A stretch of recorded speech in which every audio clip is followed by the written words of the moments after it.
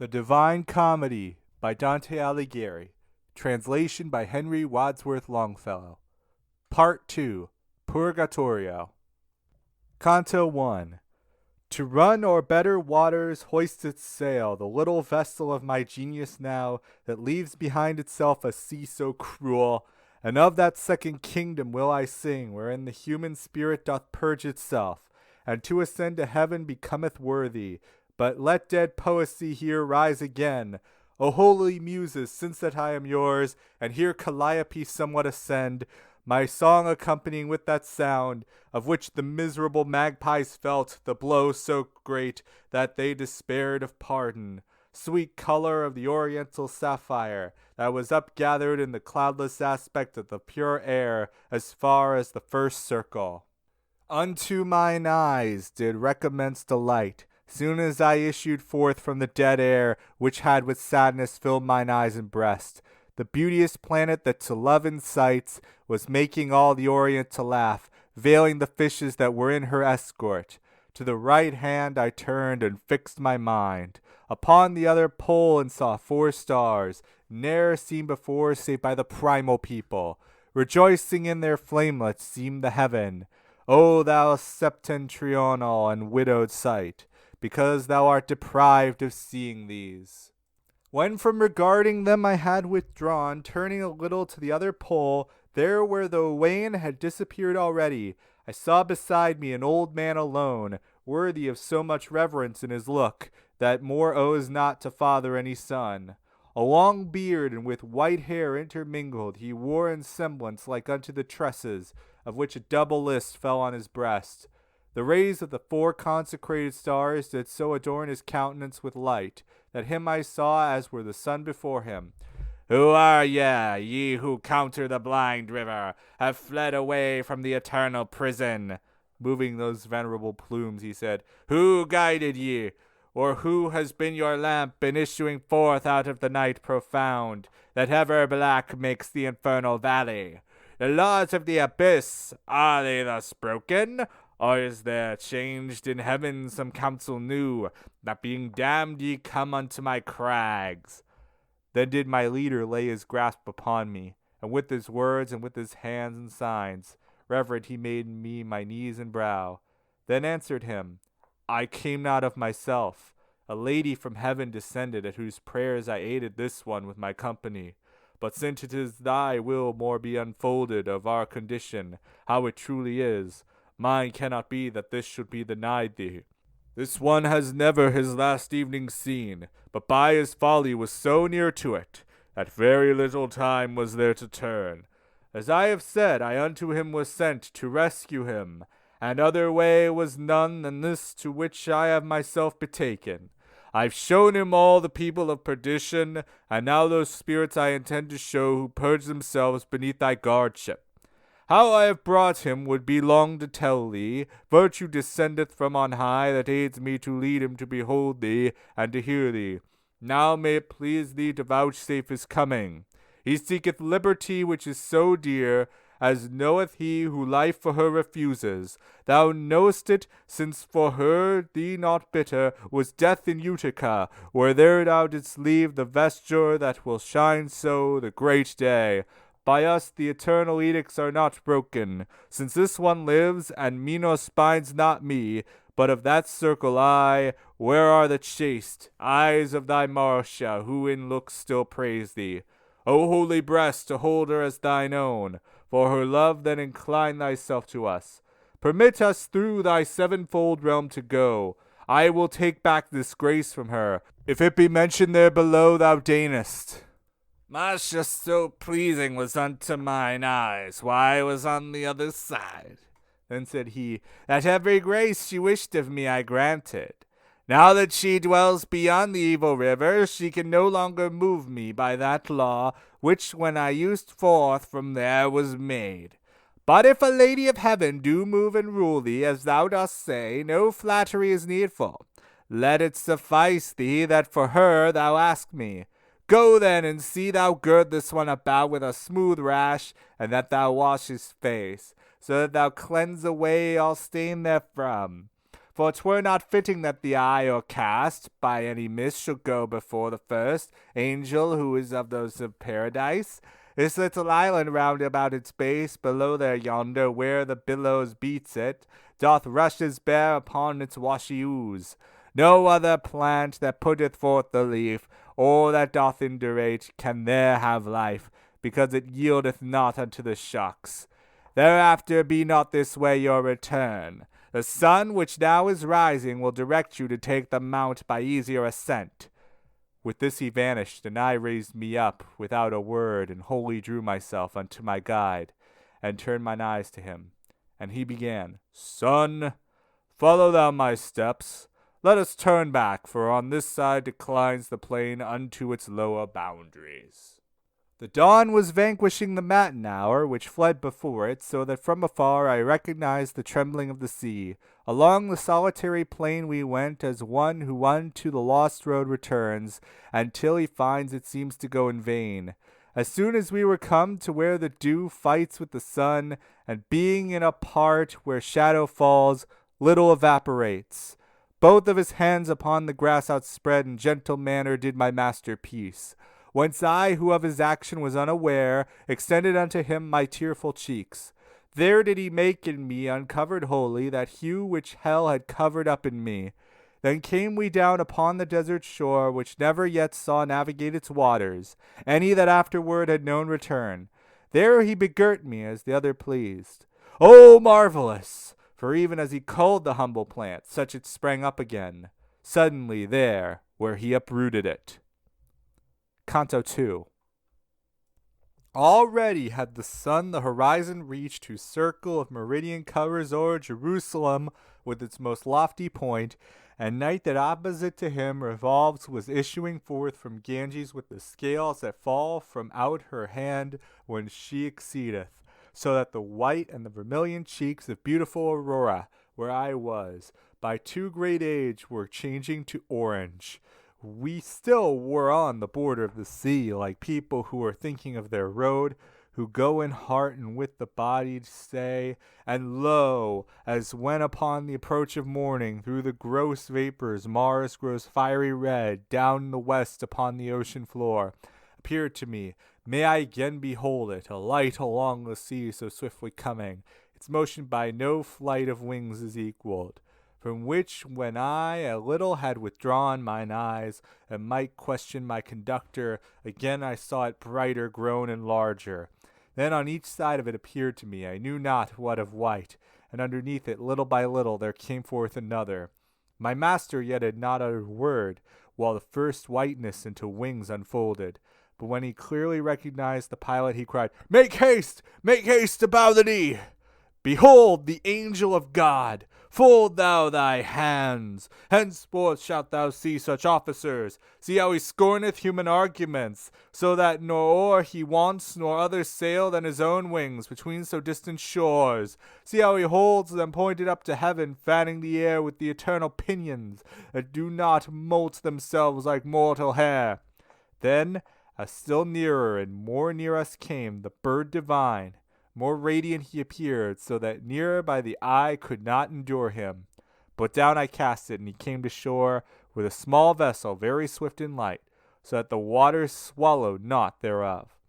Upon the stern stood the celestial pilot, beatitude seemed written in his face, and more than 100 spirits sat within. In exitu Israel de Egipto! They chanted all together in one voice, with whatso in that psalm is after written. Then made he sign of holy rood upon them, whereat all cast themselves upon the shore, and he departed swiftly as he came. The throng which still remained there unfamiliar seemed with the place all round about them gazing, as one who in new matters makes essay.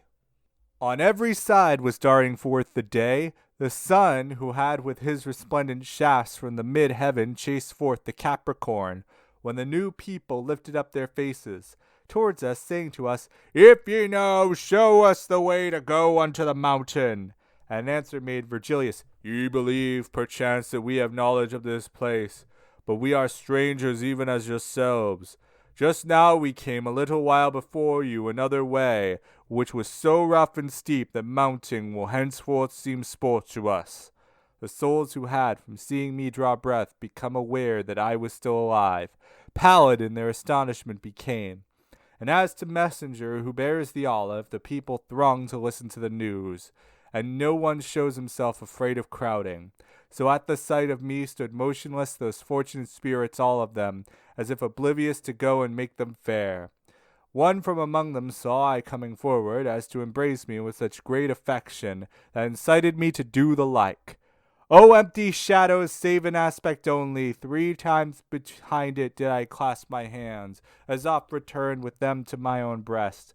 I think with wonder I depicted me, whereat the shadow smiled and backward drew, and I pursuing it pressed farther forward.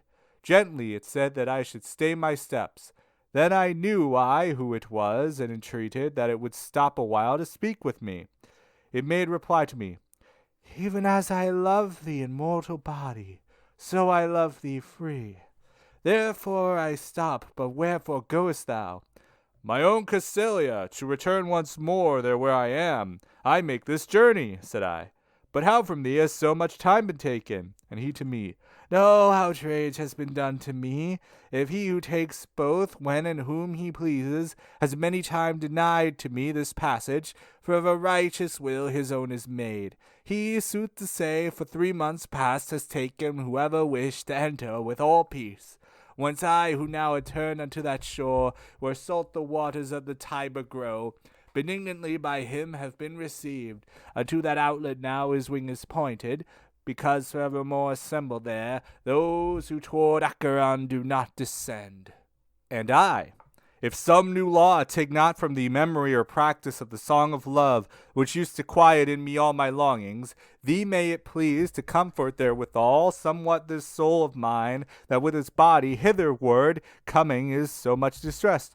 Love that within my mind discourses with me, forthwith began he so melodiously, the melody within me still is sounding.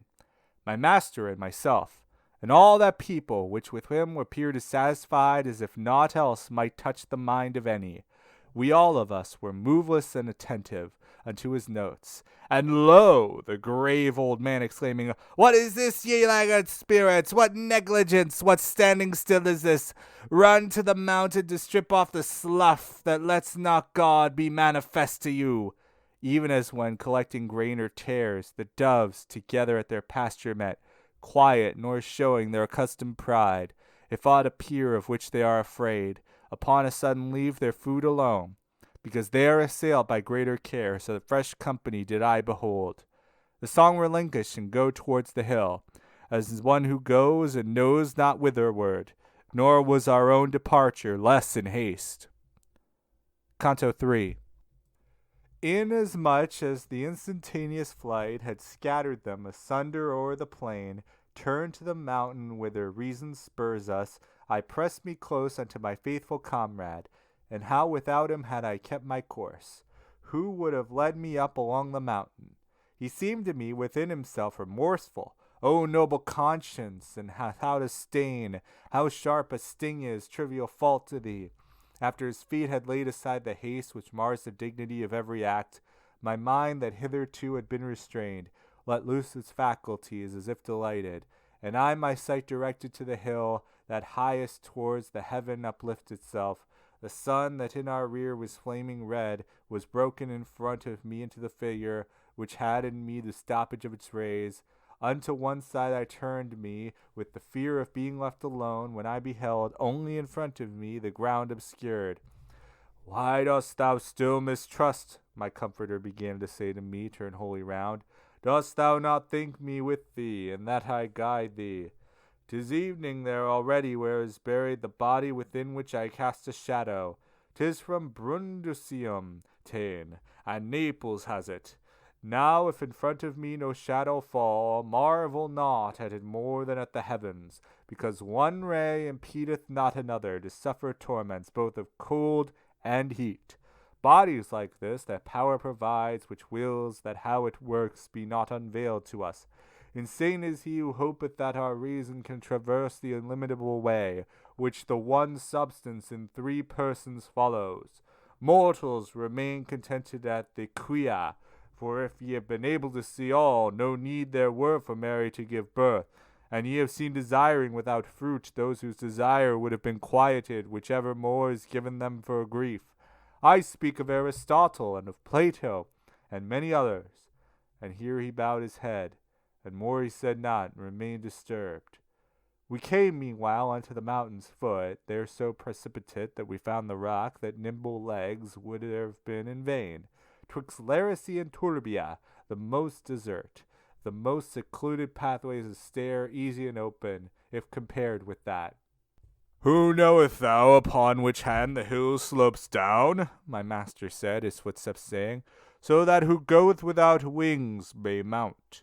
And while he held his eyes upon the ground, examining the nature of the path, and I was looking up around the rock, on the left hand appeared to me a throng of souls that moved their feet in our direction, and did not seem to move, they came so slowly. Lift up thine eyes, I to my master said. Behold, on this side, who will give us counsel, if thou of thine own self can have it not. Then he looked at me, and with frank expression replied, Let us go there, for they come slowly, and thou be steadfast in thy hopes, sweet son. Still was that people as far off from us, after 1,000 steps of ours, I say, as good thrower within his hand would reach, when they all crowded unto the hard masses of the high bank, and motionless stood and close, as he stands still to look who goes in doubt. O happy dead, O spirits elect already, Virgilius made beginning, by that peace which I believe is waiting for you all, tell us upon what side the mountain slopes, so that the going up be possible, for to lose time irks him most who most knows. As sheep come issuing forth from out the fold by ones and twos and threes, the others stand, timidly holding down their eyes and nostrils. And what the foremost does the others do, huddling themselves against her if she stop, simple and quiet, and the wherefore know not, so moving to approach us thereupon, I saw the leader of that fortunate flock, modest in face and dignified in gait.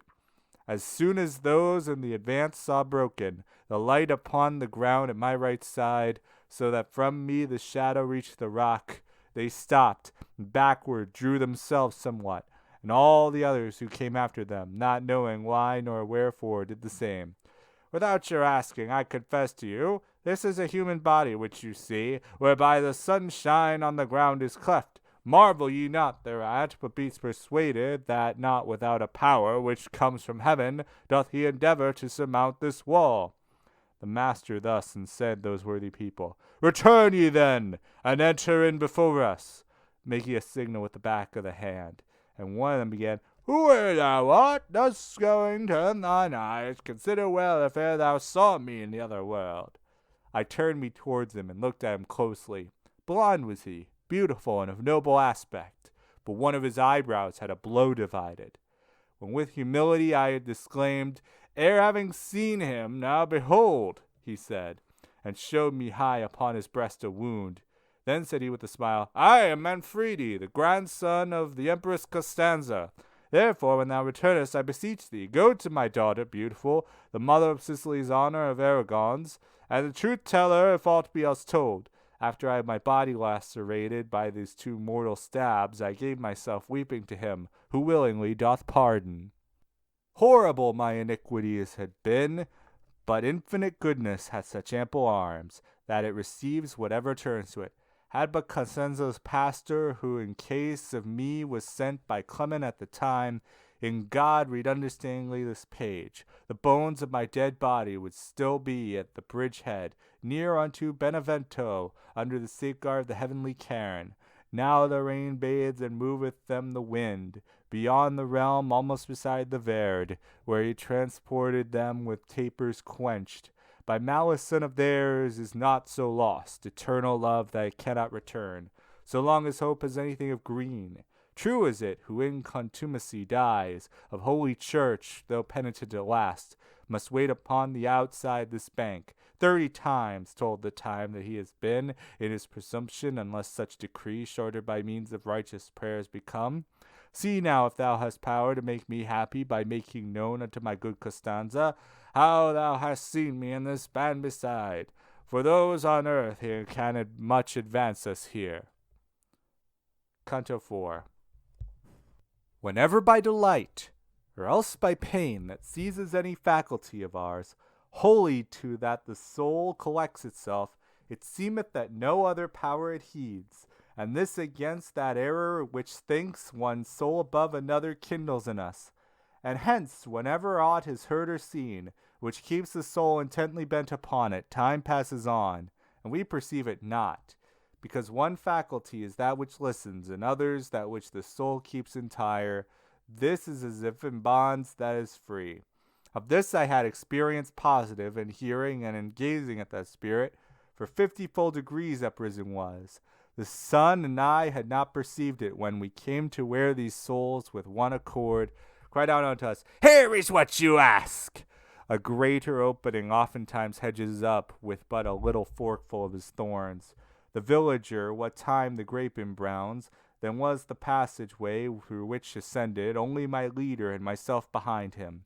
After that company departed from us, one climbs San Leo and descends in Noli, and mounts the summit of Bismantova, with feet alone, but here one needs must fly.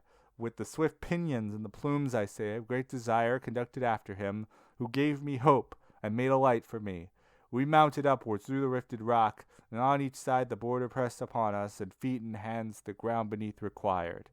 When we were come upon the upper rim of the high bank, out in the open slope, My master, said I, what way shall we take? And he to me, No step up thine descend.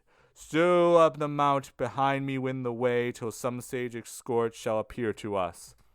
The summit was so high it vanquished slight, and the hillside precipitous far more than line from middle quadrant to the center. Spent with fatigue was I when I began. Oh, my sweet father, turn thee and behold how I remain alone unless thou say. O son, he said, up yonder drag thyself, pointing me to a terrace somewhat higher, which on that side encircles all the hill. These words of his so spurred me on that I strained every nerve behind him, scrambling up, until the circle was beneath my feet. There on ourselves we seated both of us, turned to the east, from which we had ascended, for all men are delighted to look back. To the low shores mine eyes I first directed, then to the sun uplifted them, and wondered that on the left hand we were smitten by it. The poet well perceived that I was wholly bewildered at the chariot of the light, where twixt us and the Anquilon it entered. Whereon he said to me, If Castor and Pollux were in the company of yonder mirror, that up and down conducteth with its light, thou wouldst behold the zodiac's jagged wheel revolving still more near unto the bears, unless it swerved aside from its old track. How that may be wouldst thou have power to think, collected in thyself imagine Zion, together with this mount on earth to stand, so that they both one sole horizon have, and hemispheres diverse, whereby the road which Phaeton alas knew not to drive.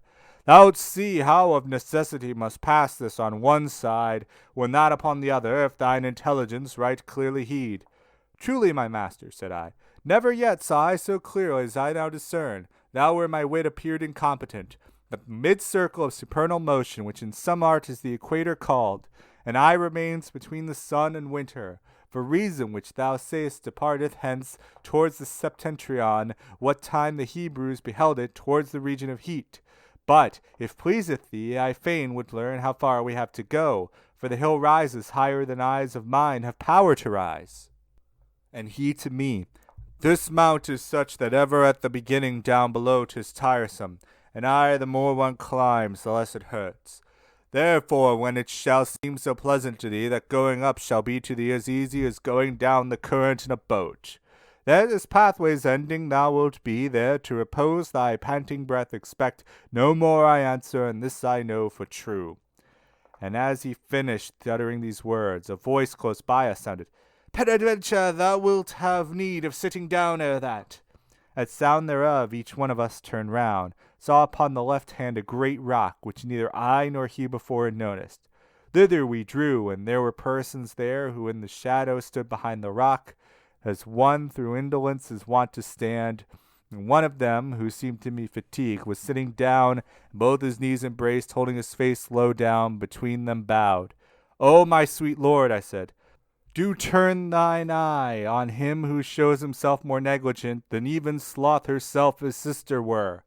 Then he turned round to us, and he gave heed, just lifting up his eyes above his thigh, and said, "Now go thou up, for thou art valiant."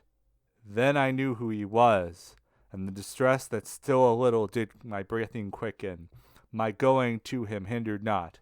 And after I came to him, he hardly raised his head, saying, "Hast thou seen clearly how the sun o'er thy left shoulder drives his chariot?" His sluggish attitude and his curt words, a little unto laughter, moved my lips. Then I began, "Belacqua, I grieve not for thee henceforth, but tell me, wherefore seated in this place art thou? Waitest thou an escort, or has thy usual habit seized upon thee?" And he, "O brother, what's the use of climbing, since in my torment would not let me go the angel of God who sitteth at the gate? First heaven must needs so long revolve me round outside thereof, as in my life it did, since the good sighs I to the end postponed. Unless ere that some prayer may bring me aid, which rises from a heart that lives in grace, what profit others that in heaven are heard not?" Meanwhile the poet was before me mounting, and said, "Come now, see the sun has touched meridian. From the shore the night covers already with her foot Morocco." Canto V.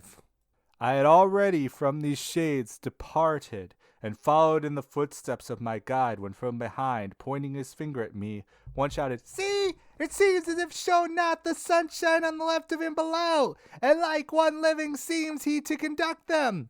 Mine eyes I turned at utterance of these words, and saw them watching with astonishment, but me, in the light which was broken. "Why doth thy mind so occupy itself," the master said, "that thou thy pace dost slacken? What matters it to thee what here is whispered? Come after me, and let the people talk. Stand like a steadfast tower that never wags its top for all the blowing of the winds. For evermore the man in whom is springing thought upon thought removes from him the mark, because the force of one the other weakens." What could I say in answer but, "I come"? I said it somewhat with that color tinged which makes a man of pardon sometimes worthy. Meanwhile, along the mountainside across came people in advance of us a little, singing the Miserere verse by verse.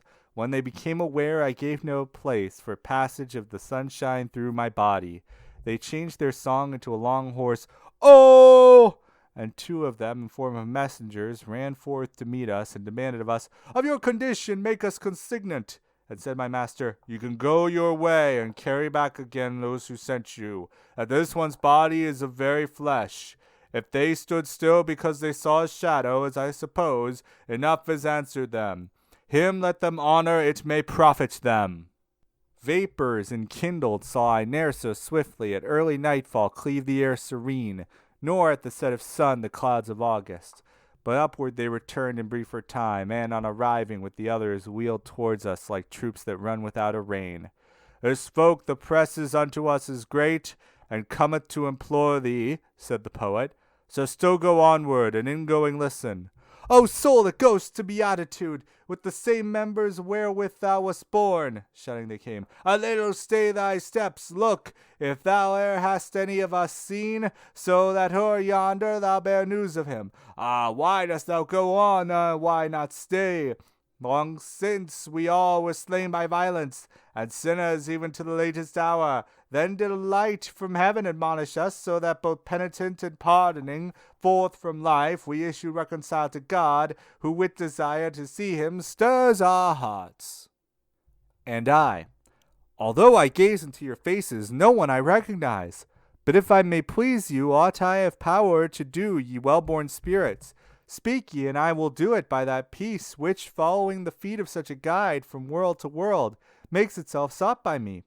And one began, "Each one has confidence in thy good offices without an oath, unless the eye cannot cut off, the eye will. Whence I, who speak alone before the others, pray thee, if ever thou dost see the land that twixt Romagna lies and that of Charles, thou be so courteous to me of thy prayers, in fano that they pray for me devoutly, that I may purge away my grave offences. From thence was I, but the deep wounds, through which issued the blood wherein I had my seat, were dealt me in bosom of the Antenori, there where I thought to be the most secure. 'Twas he of best had it done, and who held me in hatred far beyond what justice willed.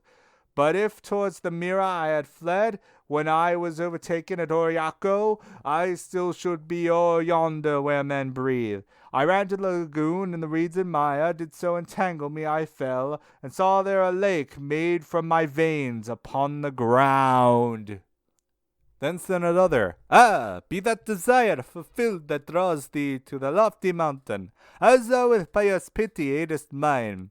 I was of Montefeltro, and am buon conde, Giovanna. None other cares for me, hence among these I go with downcast front.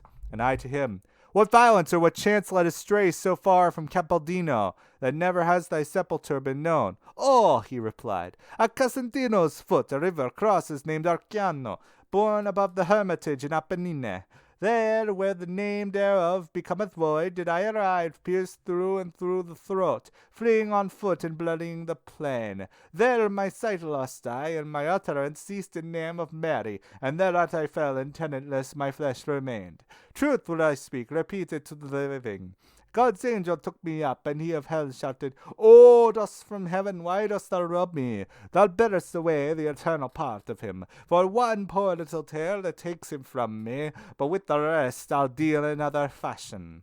Well thou knowest how in the air is gathered that humid vapour which to water turns, so as it arises where the cold doth grasp it. He joined that evil will, which aye seeks evil, to intellect, and moved to the mist to wind, by means of power which his own nature gave. Therefore, when the day was spent, the valley from Prato Magno to the great yoke covered with fog, and made the heaven above intent, so that the pregnant air to water changed, down fell the rain, and the gullies came, whatever of it tolerated not, and as it mingled with the mighty torrents toward the royal river with such speed, it headlong rushed that nothing held it back. My frozen body near unto its outlet, the robust Archean fond, and into Arno thrusted and loosened from my breast the cross I made of me when agony overcame me. It rolled me on the banks and on the bottom, and with its booty covered and begirt me. Ah, when thou hast returned unto the world, and rested thee from thy long journeying, after the second followed the third spirit. Do thou remember me, who am the Pia? Siena made me, unmade me Marema. He knoweth it, who had encircled first, espousing me, my finger with his gem. Canto VI. When Eris broken up the game of Zara, he was lost remains behind despondent, the throes repeating, and sadness learns. The people with the other all depart. One goes in front, and one behind doth pluck him. And at his side one brings himself to mind, that he pauses not, and this the one hears. They crowd no more to whom his hand they stretches, and from the throng he thus defends himself. Even such was I in that dense multitude, turning to them this way and that my face, and promising I freed myself therefrom. There was the Aretine, who from the arms untamed of Yinditaco has death, and he who fleeing from pursuit was drowned. There was imploring with his hands outstretched Frederick Novello, and that one of Pisa who made the good Marzucco seem so strong. I saw Count Orso, and the soul divided by hatred and by envy from its body, as it declared and not for crime committed. Pierre de la Brosse, I say, and here provide, while still on earth, the Lady of Brabant, so that for this she be of no worse flock. As soon as I was free from all those shades who only prayed that someone else may pray, so as to hasten their becoming holy. It appears that thou deniest, O light of mine, expressly in some text, that Orison can bend decree of heaven, and nevertheless these people pray for this. Might then their expectation bootless be? Or is to me thy saying not quite clear? And he to me, my writing is explicit, not fallacious is the hope of these. If with sane intellect is well regarded, for top of judgment doth not veil itself, because the fire of love fulfills at once what he may satisfy, and who here installs him. And there, where I affirm that proposition, defect was not amended by a prayer, because the prayer from God was separate. Verily, in so deep a questioning do not decide, unless she tell it thee. Who light twixt truth and intellect shall be, I know not if thou understand I speak of Beatrice. Her shalt thou see above, smiling and happy on this mountain top. And I, good leader, let us make more haste. for I no longer tire me as before, and see ye now the hill is shadow cast. We will go forward with this day, he asked, as far as now is possible for us, but otherwise the fact is than thou thinkest. Ere thou art up there, thou shalt see return him who now hides himself behind the hill, so that thou dost not interrupt his rays. But yonder there behold a soul that's stationed all alone is looking hitherward, will point out to us the quickest way. We came up unto it, O Lombard soul, how lofty and disdainful thou didst bear thee, and grand and slow and moving of thine eyes. Nothing whatever did it say to us, but let us go our way, eyeing us only after the manner of a couchant lion. Still near to it Virgilius drew, entreating that it would point us out the best ascent, and replied not unto his demand. But of our native land and of our life it questioned us, and the sweet guide began, Mantua, and the shade, all in itself recluse, rose toward him from the place where first it was, saying, O Mantuan, I am Sordello of thine own land. And one embraced the other. Ah, servile Italy, grief's hostelry, a ship without a pilot in great tempest, no lady, thou of provinces, but brothel. That noble soul was so impatient, only at the sweet sound of his own native land, to make its citizen glad welcome there. And now within thee are not without war thy living ones, and one doth gnaw the other, of those whom one wall and one fossa shut in. Search, wretched one, all round about the shores thine seaboard, and then look within thy bosom if any part of thee enjoyeth peace. What boots it that for thee Justinian the bridle mend, if empty be the saddles? Withouten this the shame would be the less. Ah, people, thou that dost be devout, and let Caesar sit upon the saddle, if well thou hearest what God teacheth thee. Behold how fell this wild beast is become, being no longer by the spur corrected, since thou hast laid thine hand upon the bridle. O German Albert, who abandonest her that has grown recalcitrant and savage, and oughtest to bestride her saddle bow, may a just judgment from the stars down fall upon thy blood, and be it new and open, that thy successor may have fear thereof. Because thy father and thyself have suffered by greed of those Transalpine lands distrained, the garden of the empire be waste. Come and behold Montecchi and Cappelletti, Monaldi and Filippeschi, careless man, those sad already and those doubt depressed. Come, cruel one, come and behold the oppression of thy nobility, and cure their wounds, and thou shalt see how safe is Santa Fiore. Come and behold thy Rome, and that is lamenting, widowed and alone, and day and night exclaims, My Caesar, why hast thou forsaken me? Come and behold how loving are the people, and if for us no pity moveth thee, come and be made ashamed of thy renown. And if it lawful be, O Jove supreme, who upon earth for us was crucified, are thy just eyes averted otherwhere, or preparationist, that in the abyss of thine own good counsel for some good thou makest from our perception utterly cut off? For all the towns of Italy are full of tyrants, and becometh the Marcellus each peasant churl who plays the partisan. My Florence, well mayst thou contented be with this digression, which concerns thee not. Thanks to thy people who such forethought take. Many at heart have justice but shoot slowly, that unadvised they come not to the bow, but on their very lips thy people have it. Many refuse to bear the common burden, but thy solicitous people answereth without being asked, and crieth, I submit. Now be thou joyful, for thou hast good reason, thou affluent, thou at peace, thou full of wisdom. If I speak true, the event conceals it not. Athens and Lacedaemon, they who made the ancient laws and were so civilized, made towards living well a little sign, compared with thee who makest such fine-spun provisions, that to middle of November reachest not what thou in October spinnest. O oft, within the time of thy remembrance, laws, monies, offices, and usages, hast thou remodeled and renewed thy members.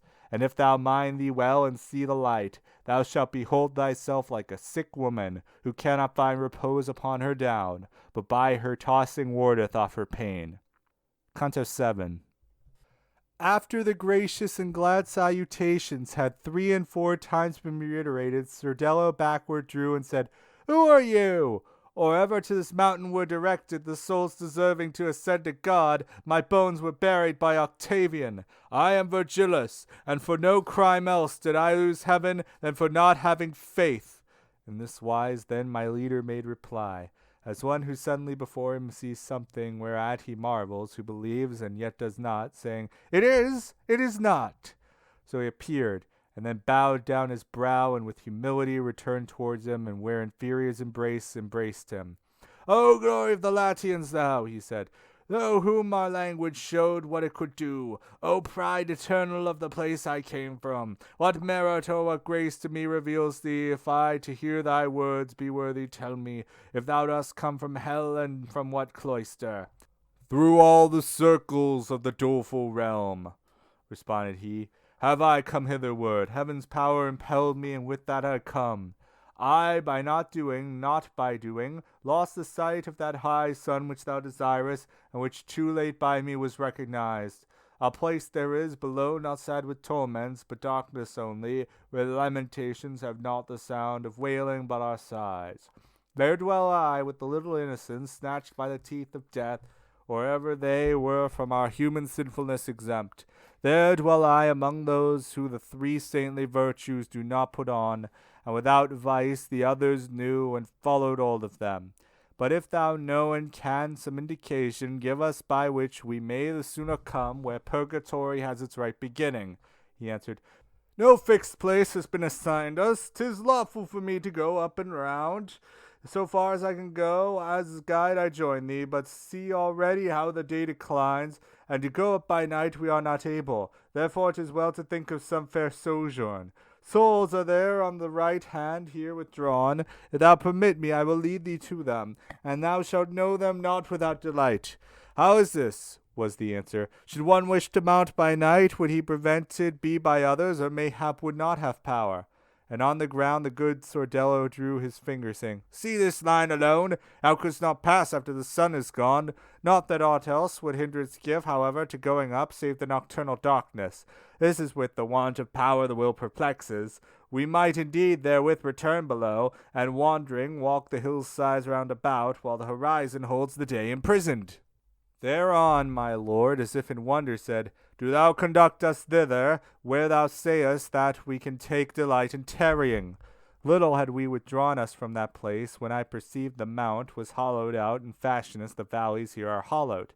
Thitherward, said that shade, will we repair, where itself the hillside makes a lap, and there for the new day we will await.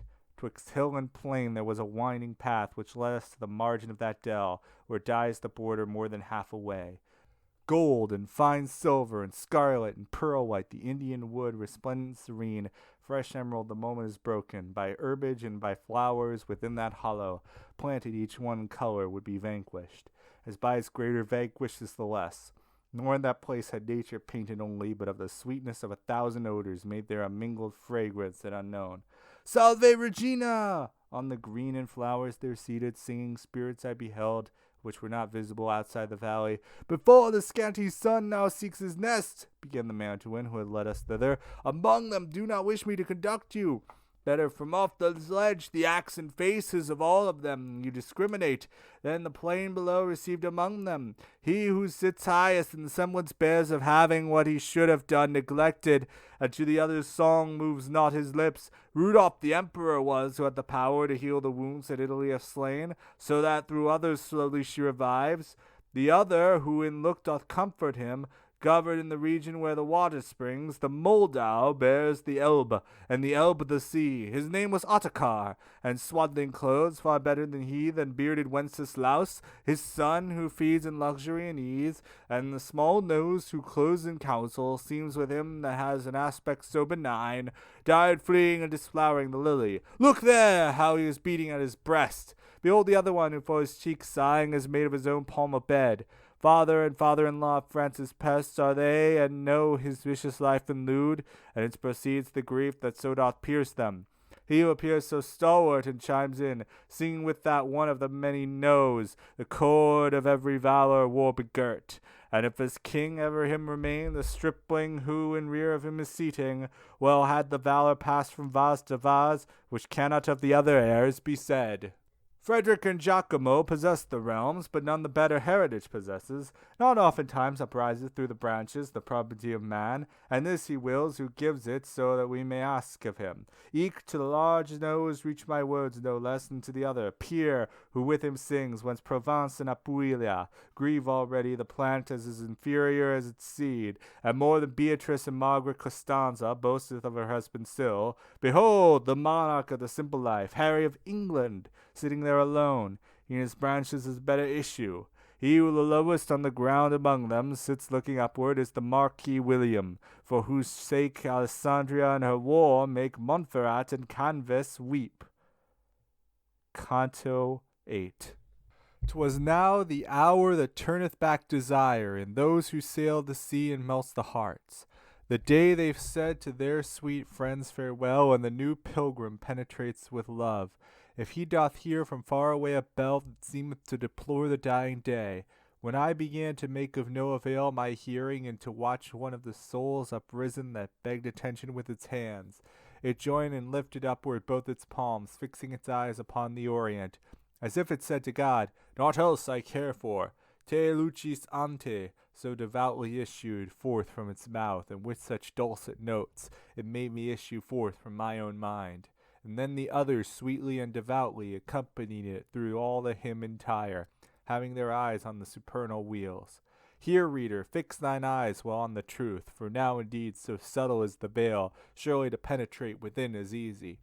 I saw that army of the gentle born thereafterward in silence upward gaze, as if in expectation pale and humble. And from on high come forth and down descend I saw two angels with two flaming swords, truncated and deprived of their points. Green as the little leaflets just now born their garments were, which by their verdant pinions, beaten and blown abroad, they trailed behind. One just above us came to take his station, and one descended to the opposite bank, so that the people were contained between them. Clearly in them discerned I the blond head, but in their faces was the eye bewildered, his faculty confounded by excess. From Mary's bosom both of them have come, Sordello said, as guardians of the valley against the serpent that will come anon. Whereupon I, who knew not by what road, turned round about and closely drew myself, utterly frozen to the faithful shoulders. And once again Sordello, Now descend we mid the grand shades, and we will speak to them. Right pleasant will it be for them to see you. Only 3 steps I think that I descended, and was below, and saw one who was looking only at me, as if he fain would know me. Already now the air was growing dark, but not so that between his eyes and mine it did not show what it was before lock-up.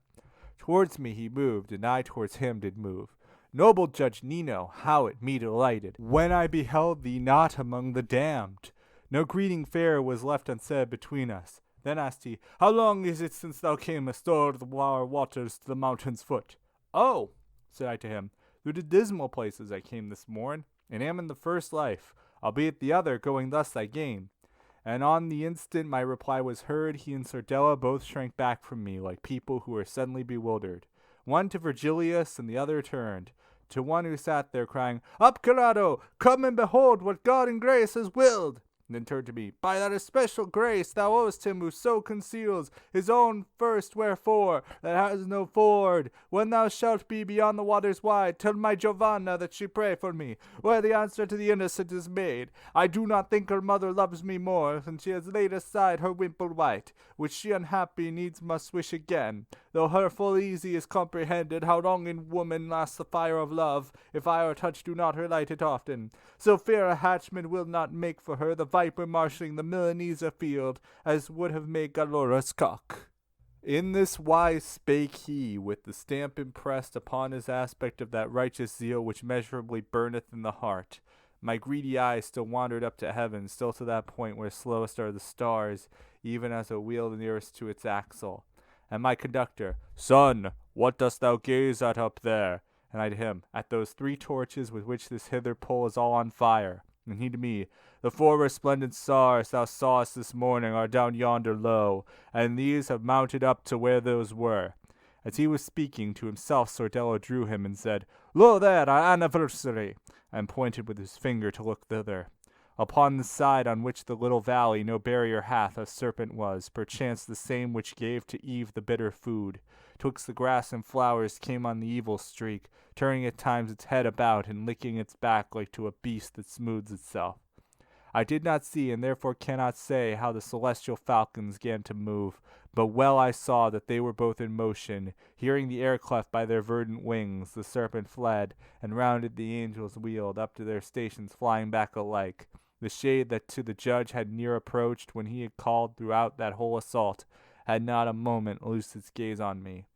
So may the light that leadeth thee on high find in thine own free will as much of wax as needful is up to the highest azure, began it.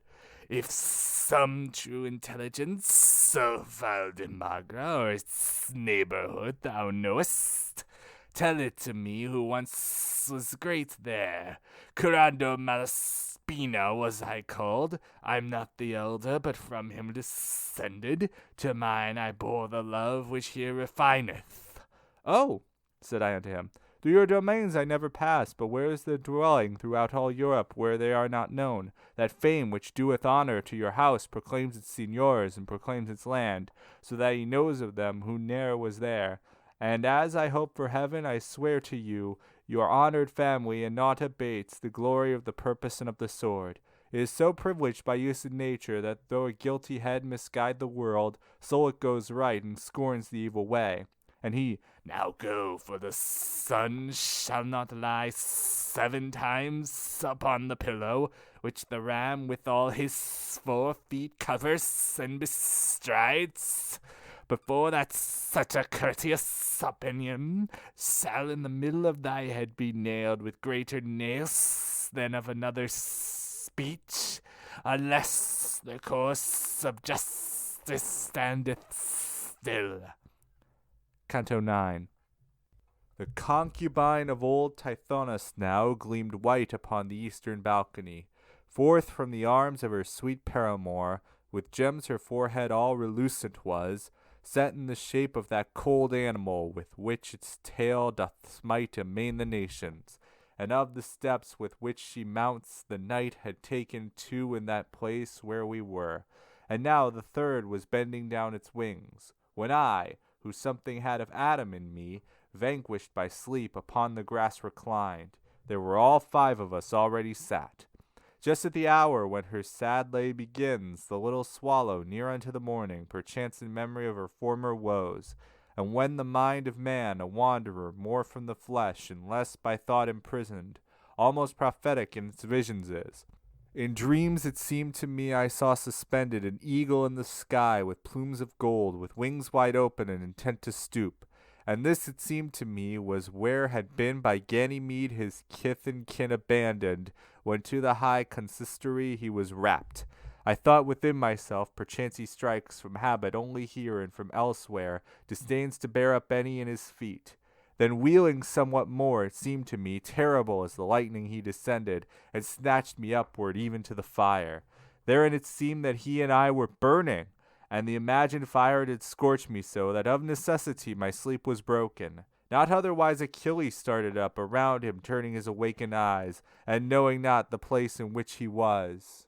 What time from Chiron stealthily his mother carried him sleeping in her arms to Sicros, wherefore the Greeks withdrew him afterward. Then I upstarted when from off my face sleep fled away, and pallid I became, as doth the man who freezes with affright. Only my comforter was at my side. And now the sun was more than 2 hours high, and turned towards the seashore was my face. Be not intimidated, said my lord. Be reassured, for all is well with us. Do not restrain, but put forth all thy strength. Thou hast at length arrived in purgatory. See there the cliff that closes it around. See there the entrance where it seems disjointed. Whilom at dawn, which doth precede the day, when inwardly thy spirit was asleep, upon the flowers that deck the land below, there came a lady and said, I am Lucia. Let me take this one up who is asleep, so will I make his journey easier for him. Sordello and the other noble shapes remained. She took thee, and as day grew bright, upward she came, and I upon her footsteps. She laid thee here, and first her beauteous eyes, that open entrance, pointed out to me. Then she and sleep together went away. in guise of one whose doubts are reassured, and who to confidence his fear doth change after the truth has been discovered to him. So did I change, and when without disquiet my leader saw me up along the cliff, he moved and I behind him toward the height. Reader, thou seest well how I exalt my theme, and therefore if with greater art I fortify it, marvel not thereat. Nearer approached we, and were in such place, that there where first appeared to me a rift, like to a crevice that disparts a wall, I saw a portal and 3 stairs beneath, diverse in color, to go up to it, and a gatekeeper who yet spake no word. And as I opened more and more mine eyes, I saw him seated on the highest chair, such in the face that I endured it not. And in his hand he had a naked sword, which so reflected back the sunbeam towards us, that oft in vain I lifted up mine eyes. "Tell it from where ye are. What is it you wish?" began he to exclaim. "Where's the escort? Take heed your coming hither harm you not." "Lady of heaven, with all these things conversant," my master answered him, "but even now said to us, Thither go, there is the portal, and may she speed your footsteps all in good." Again began the courteous janitor, "Come forward then unto these stairs of ours." Thither did we approach, and the first stair was marble white, so polished and so smooth. I mirrored myself therein as I appear. The second, tinct of deeper hue than purse, was of a calcined and uneven stone, cracked all asunder lengthwise and across. The third, that uppermost, rests massively. Porphyry seemed to me as flaming red as blood that from a vein is spurting forth. Both of his feet was holding upon this the angel of God, upon the threshold seated, which seemed to me a stone of diamond. Along the 3 stairs upward with good will did my conductor draw me, saying, "Ask humbly that he fastening may undo." Devoutly at the holy feet I cast me, for mercy's sake besought that he would open. But first upon my breast 3 times I smote. 7 P's upon my forehead he described with the sword's point, and "Take heed that thou wash these wounds when thou shalt be within," he said. Ashes or earth that dry is excavated, of the same color were with his attire, and from beneath it he drew forth 2 keys. One was of gold and the other was of silver. First with the white and after with the yellow plied he the door, so that I was content. "Whenever faileth either of these keys, so that it turn not rightly in the lock," he said to us, "this entrance doth not open. More precious one is, but the other needs more art and intellect ere it unlock. For it is that which doth the knot unloose. From Peter I have them, and he bade me err rather in opening than keeping shut, if people but fall down before my feet." Then he pushed the portals of the sacred door, exclaiming, "Enter, but I give you warning, that forth returns whomever looks behind." And when upon their hinges were twirled round the swivels of that consecrated gate, which are of metal, massive and sonorous, roared not so loud, nor so discordant seemed. Tarpeia, when was ta'en from it the good Metellus, wherefore meagre it remained. At the first thunder peal I turned attentive, and Te Deum laudamus seemed to hear, in voices mingled with sweet melody. Exactly such an image rendered me that which I heard, as we are wont to catch, when people sing with the organ stand. For now we hear, and now hear not, the words. Canto X. When we had crossed the threshold of the door which the perverted love of souls disuses, because it makes the crooked way seem straight, re-echoing I heard it closed again, and if I had turned back mine eyes upon it, what for my failing had been fit excuse? We mounted upward through a rifted rock, which undulated to this side and that, even as wave receding and advancing. "Here it behooves us use a little art," began my leader, "to adapt ourselves, now here, now there, to the receding side." And this our footsteps so infrequent made, that sooner had the moon's decreasing disk regained its bed to sink again to rest, than we were forth from out that needle's eye. But when we free and in the open were, there where the mountain backward piles itself, I wearied out, and both of us uncertain. About our way we stopped upon a plain more desolate than roads across the deserts.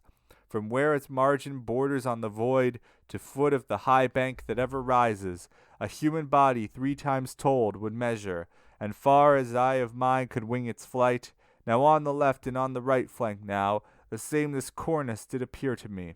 Thereon our feet had not been moved as yet, when I perceived the embankment round about, which all right of ascent had interdicted, to be of marble white and so adorned with sculptures that not only Polycletus but nature's self had there been put to shame. The angel who came down to earth with tidings of peace that had wept for many a year and open heaven from its long interdict, in front of us appeared so truthfully, their sculptured in gracious attitude. He did not seem an image that is silent. One would have sworn that he was saying, Ave! For she was there in effigy portrayed, who turned the key to ope the exalted love. And in her mien this language had impressed, Ecce ancilla Dei, as distinctly as any figure stamps itself in wax. Keep not thy mind upon one place alone, the gentle master said, who had me standing upon that side where people have their hearts. Whereat I moved mine eyes and beheld the rear of Mary, and upon that side where he was standing who conducted me, another story on the rock imposed, wherefore I passed Virgilius and drew near, so that before mine eyes it might be set.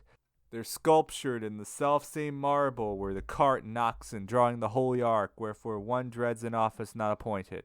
People appeared in front, and all of them, in 7 choirs divided of 2 senses, made one say, No, and the other, Yes, they sing. Likewise unto the smoke of the frankincense, which there was imaged forth, the ayes and noes were in the yes and no discordant made. Preceded there the fossil Benedict, dancing with the girdled loins, the humble psalmist, and more and less than king was he in this. Opposite, represented at the window of a great palace, Michael looked upon him, even as a woman scornful and afflicted. I moved my feet from where I had been standing to examine near at hand another story, which after Michael glimmered white upon me. There the high glory of the Roman prince was chronicled, whose great beneficence moved Gregory to his great victory. 'Tis of the Emperor Trajan I am speaking, and a poor widow at his bridal stood in an attitude of weeping and of grief. Around it about him seemed it thronged and full of cavaliers, and the eagles in gold above them visibly in the wind were moving. The wretched woman in the midst of these seemed to be saying, Give me vengeance, Lord, for my dead son, for whom my heart is breaking. And he to answer her, Now wait until I shall return.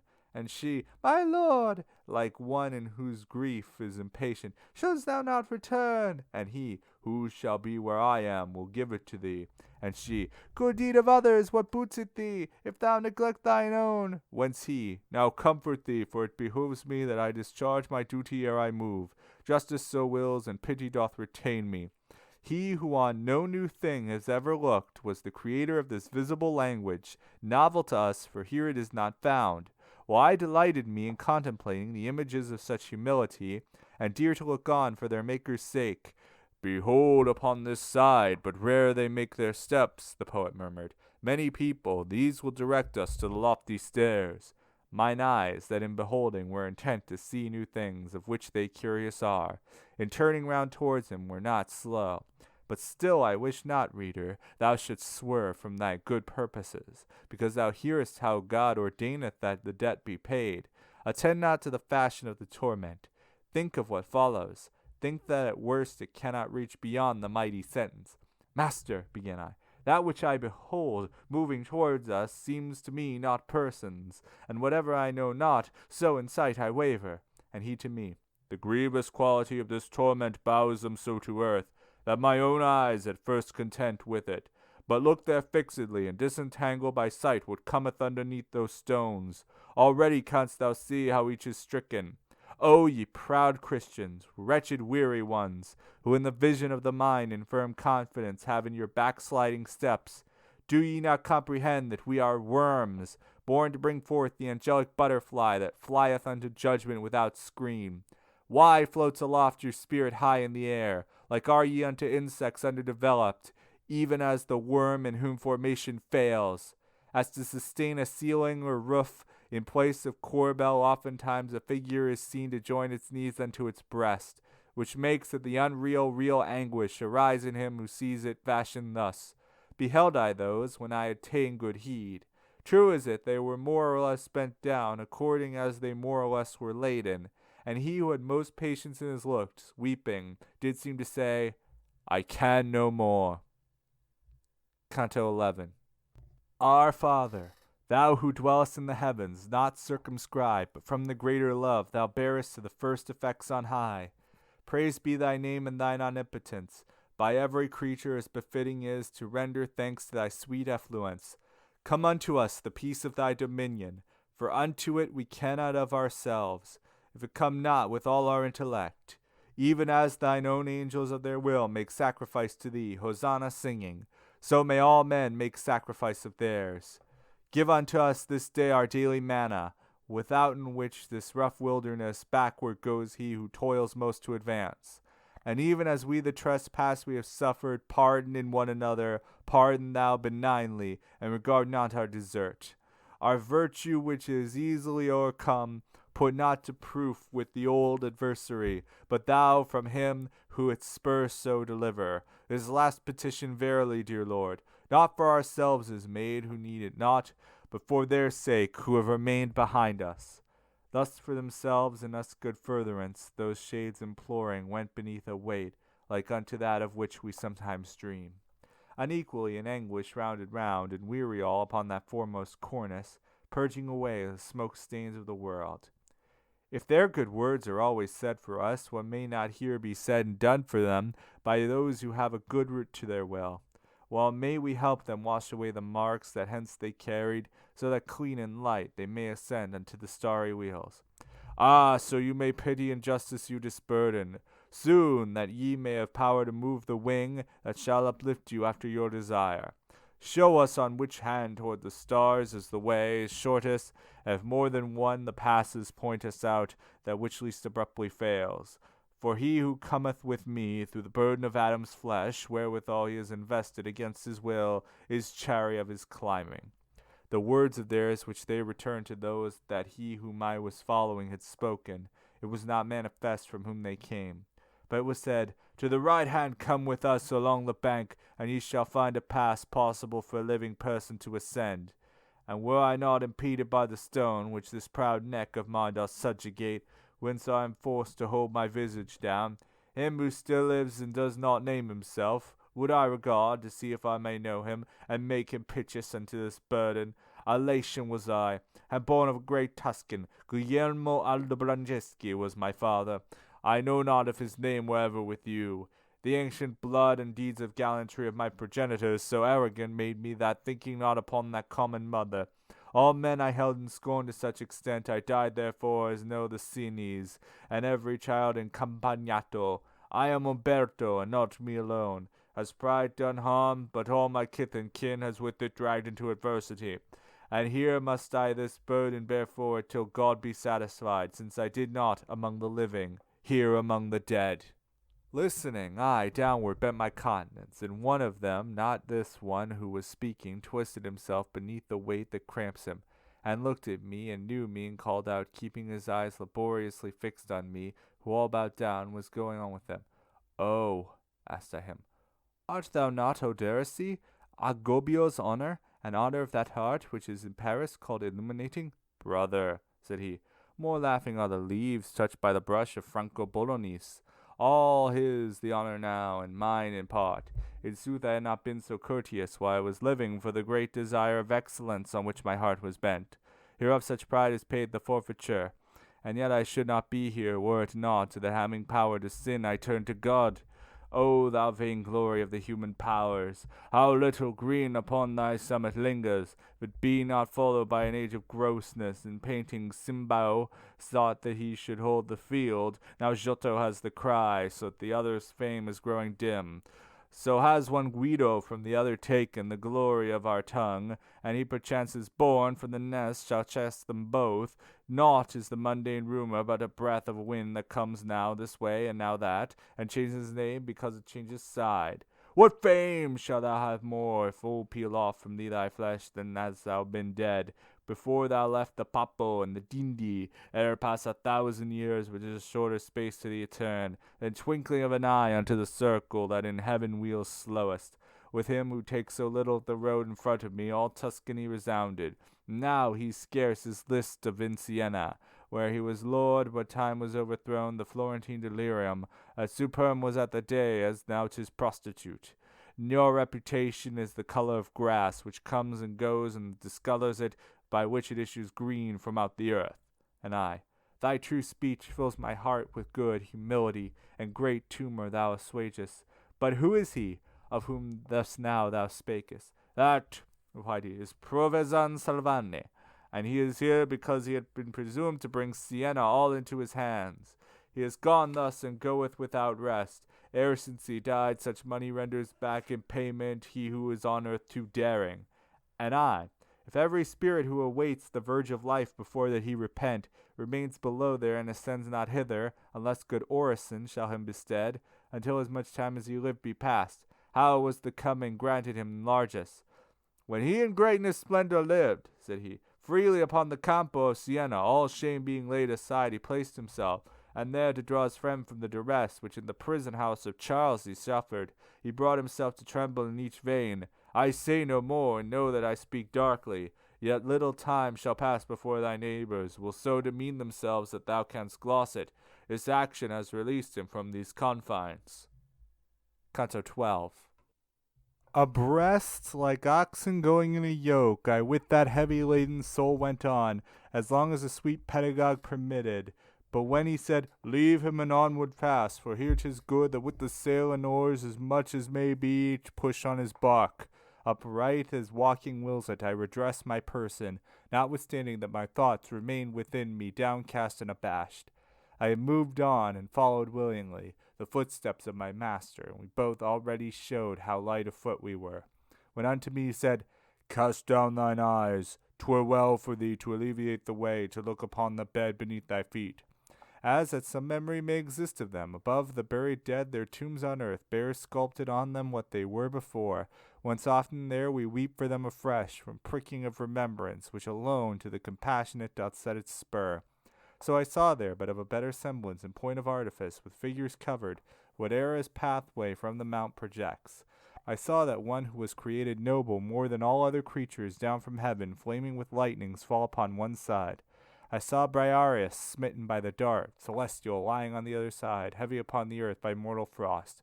I saw Thymbraus, Pallas saw, and Mars, still clad in armor round about their feather, gaze at the scattered members of the giants.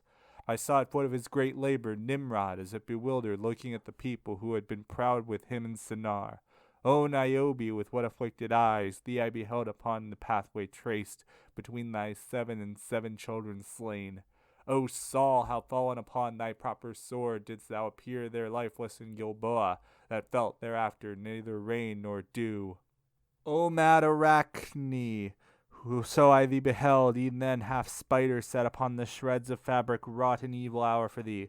O Rehoboam, no more seems to threaten thine image there, but full of consternation when a chariot bears it off when none pursues. Displayed moreover the adamantine pavement, how unto his own mother made Alcmaeon constantly appear in the luckless ornament. Displayed how his own sons did throw themselves upon Sennacherib within the temple, and how he being dead they left him there. Displayed the ruin and the cruel carnage that Tamiris wrought, when she to Cyrus said, Blood didst thou thirst for, and with blood I got thee. Displayed how routed fled the Assyrians after that Holofernes had been slain, and likewise the remainder of that slaughter. I saw there Troy in ashes and in caverns. O Ilion, thee how abject and debased displayed the image that is there discerned. What o'er pencil master was or steel that could portray the shades and traits which there would cause each subtle genius to admire? Dead seemed the dead, the living seemed alive. Better than I saw not who saw the truth. All that I trod upon while bowed I went. Now wax ye profound and on with looks uplifted, ye sons of Eve, and bow not down your faces, so that ye may behold your evil ways. More of the mount by us was now encompassed, and far more spent the circuit of the sun than had the mind preoccupied imagined. When he, whoever watchful in advance, was going on, began, Lift up thy head, 'tis no more time to go thus meditating. Lo, there an angel who is making haste. Come towards us, lo, returning is from service of the day the 6th handmaiden, which reverence thine acts and looks adorn, so he may delight to speed us upward. Think that this day will never dawn again. I was familiar with his admonition, ever to lose no time, so on this theme he could not unto me speak covertly. Towards us came the being beautiful, vested in white, and his countenance such as appears the tremulous morning star. His arms he opened, and opened then his wings. "Come," said he, "near at hand here are the steps, and easy from henceforth is the ascent." At this announcement few are they who come. O human creatures, born to soar aloft, why fall ye thus before a little wind? He led us on to where the rock was cleft, there smote upon my forehead with his wings, then a safe passage promised unto me, as on the right hand to ascend the mount, where seated is the church that lordeth it, o'er the well-guided, above the Rubicon.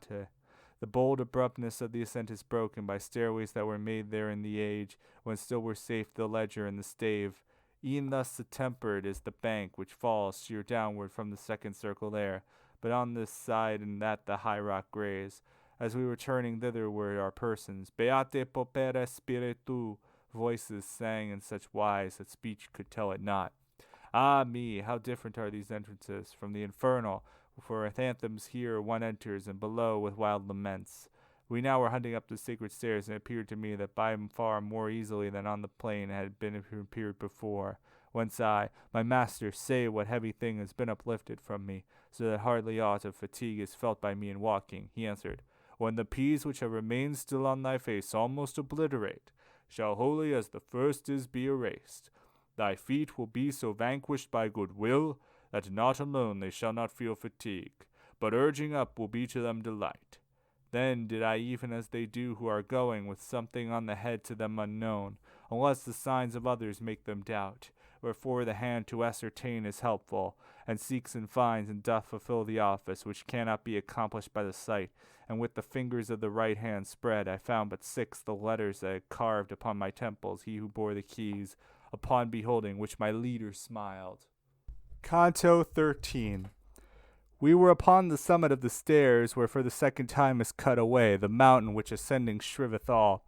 There in like manner doth a cornice bind the hill all round about as does the first, save that its arc more suddenly is curved.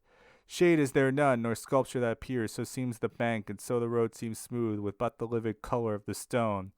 If to inquire we wait for people here, the poet said, I fear that peradventure too much delay will our election have. Then steadfast on the sun his eyes he fixed, made his right side the center of his motion, and turned the left part of himself about.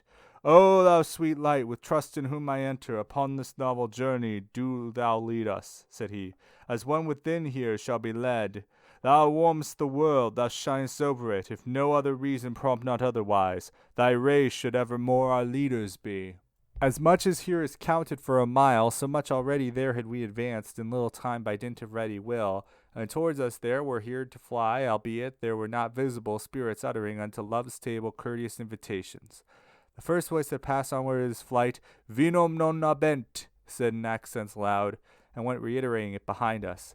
And ere it wholly grew inaudible, because of distance passed another, crying, I am Orestes! And it also stayed not. Oh, said I, Father, these, what voices are they? And even as I asked, behold the third, saying, Love those from whom ye have had evil. And the good master said, This circle scourges the sin of envy, and on that account are drawn from love the lashes of the scourge. The bridle of another sound shall be. I think that thou wilt hear it as I judge, before thou comest to the pass of pardon. But fix thine eyes athwart the air right steadfast, and people thou wilt see before us sitting, and each one close against the cliff is seated. Then wider than at first mine eyes opened. I looked before me, and saw shades of the mantles, not from the color of the stone diverse. And when we were a little farther onward, I heard a cry of, Mary, pray for us. A cry of, Michael, Peter, and all saints. I do not think there walketh still on earth a man so hard that he would not be pierced with pity at what afterward I saw. For when I heard approach so near to them, that manifest to me their acts became, drained was I at the eyes by heavy grief. Covered with sackcloth vile they seemed to me, and one sustained the other with his shoulder, and all of them were by the bank sustained. Thus do the blind in want of livelihood stand at the doors of churches asking alms, and one upon another leans his head, so that another's pity soon may rise, not only at the accent of their words, but at their aspect, which no less implores. As unto the blind the sun comes not, so to the spades of whom just now I spake, heaven's light will not be bounteous of itself. For all their lids an iron wire transpires, and sews them up as to a sparhawk wild is done, because it will not quiet stay. To me it seemed, in passing, to do outrage, seeing the others without being seen, wherefore I turned me to my counsel sage. Well knew he what the mute one wished to say, and therefore waited not for my demand, but said, Speak, and be brief, and to the point. I had Virgilius upon that side of the embankment from which one may fall, since by no border 'tis engarlanded. Upon the other side of me I had the shades devout, who through the horrible seam pressed out the tears so that they bathed their cheeks. To them I turned me, and, O people certain, began I, of beholding the high light, which is your desire as solely in its care, so may grace speedily dissolve the scum upon your consciences that limpidly through them descend the river of the mud. Tell me, for dear, 'twill to me and gracious, if any soul among you here is lashen, and 'twill perchance be good for him I learn it. O brother mine, each one is citizen of one true city, but thy meaning is, who may have lived in Italy a pilgrim. By way of answer, this I seemed to hear, a little farther on than where I stood, whereat I made myself still nearer heard. Among the rest I saw a shade that waited in aspect, and should any one ask how, its chin it lifted upward like a blind man. Spirit, I said, who stoopest to ascend, if thou art he who did reply to me, make thyself known to me by place or name.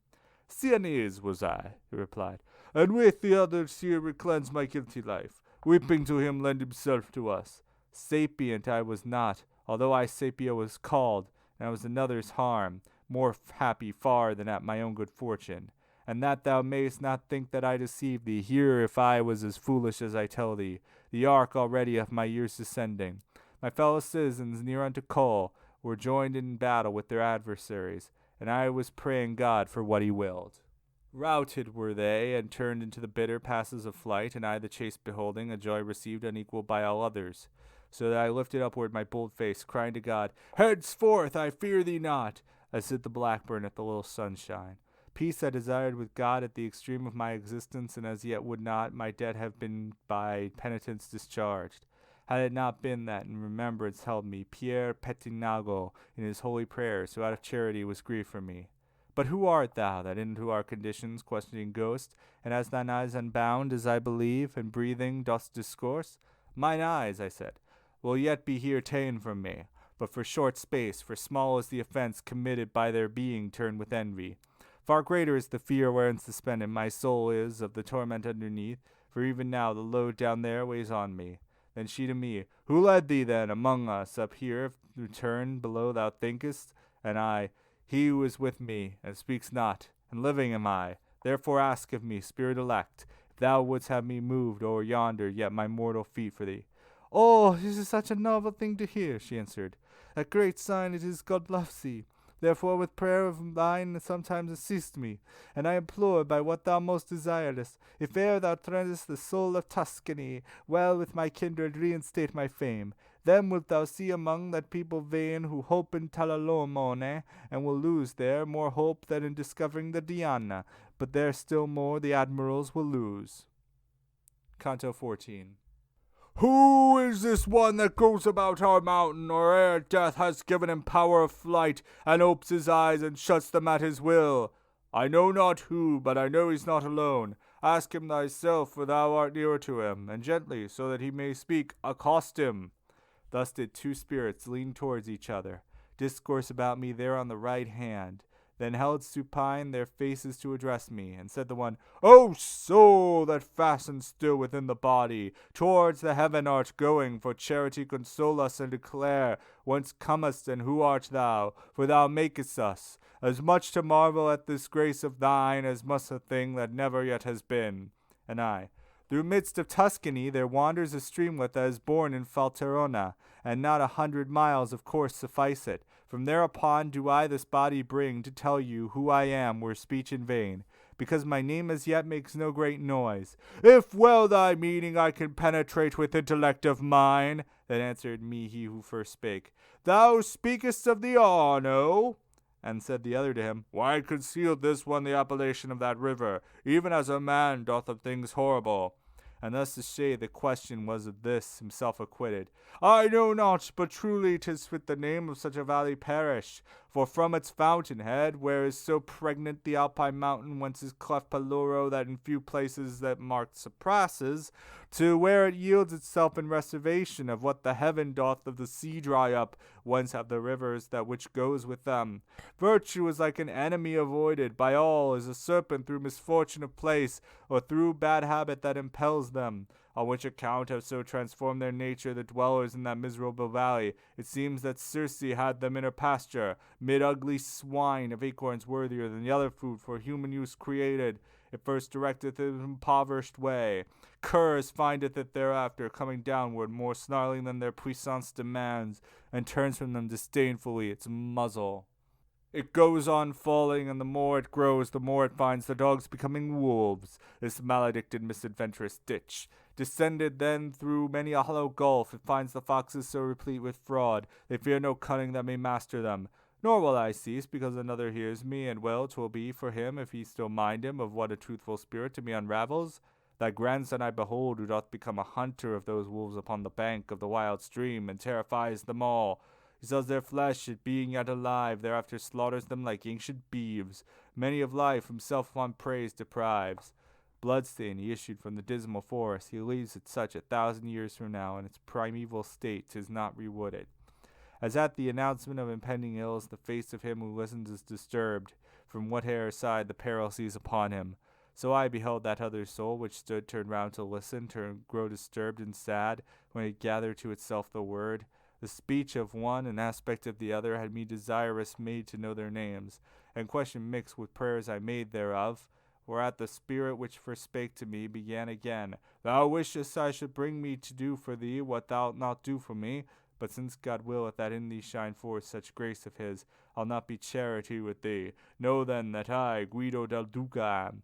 My blood was so with envy set on fire, that if I had beheld a man make merry, thou wouldst have seen me sprinkled o'er with pallor.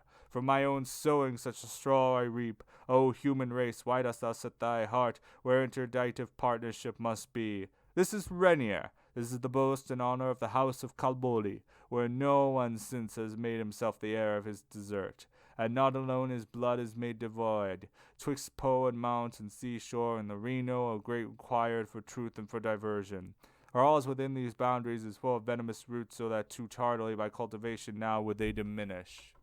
Where is good Lizio and Arrigo Manardi, Pier Traversaro and Guido de Calpina, O Romagnoli into bastards turned? When in Bologna will a Fabro rise, when in Faenza Bernardine de Fosco, the noble scion of the ignoble seed. Be not astonished, Tuscan, if I weep, when I remember with Guido de Prada, Ugolin Dazo, who was living with us, Frederick Tignoso and his company, the house of Travassara and Nevnastaki, and one race and the others extinct. The dames and cavaliers, the toils and ease that filled our souls with love and courtesy, there were the hearts of so malicious grown. O Bretinoro, why dost thou not flee, seeing that all thy family is gone, and many people not to be corrupted? Bagna Cabal does well in not begetting, and ill does Castrocaro and Conio worse, in taking such trouble to beget such counts. Will do well the Pagani when their devils shall have been deported, but not therefore pure will remain testimony of them ere remain. O Ugolin de Fantole, secure thy name is, since no longer is awaited one who, degenerating, can obscure it. But go now, Tuscan, for it now delights me to weep far better than it does to speak. So much has our discourse my mind distressed. We were aware that those beloved souls heard us depart, therefore, by keeping silent. They made us of our pathway confident. When we became alone by going onward, thunder, when it doth cleave the air, appeared. A voice that counter to us came, exclaiming, Shall slay me, whosoever findeth me! And fled as the reverberation dies, if suddenly the cloud asunder bursts. As soon as hearing had a truce from this, behold another, with so great a crash that it resembled thunderings falling fast. I am Aglorious, who became a stone! And then, to press myself close to the poet, I backward, and not forward took a step. Already on all sides the air was quiet, and he said to me, That was the hard curb that ought to hold a man within his bounds. But you take the bait so that the hook of the old adversary draws you to him. And hence availeth little curb or call. The heavens are calling to you and wheel around you, displaying to you their eternal beauties, and still your eyes looking on the ground, whence he, who all discerns, chastises you. Canto XV. As much as twixt the close of the third hour and dawn of day appeareth of that sphere which I in fashion of a child is playing, so much it now appeared towards the night was of his course remaining to the sun, and there it was evening, and 'twas midnight here. And the rays smote the middle of our faces, because by us the mountain was so encircled, that straight towards the west we now were going, when I perceived my forehead overpowered beneath the splendor far more than the first, and stupor were to me in things unknown, whereat towards the summit of my brow I raised my hands and made myself the visor which the excessive glare diminishes, as when from off the water or a mirror the sunbeam leaps unto the opposite side, ascending upward in the selfsame measure, that it descends and deviates as far from falling of stone in line direct, as demonstrate experiment in art.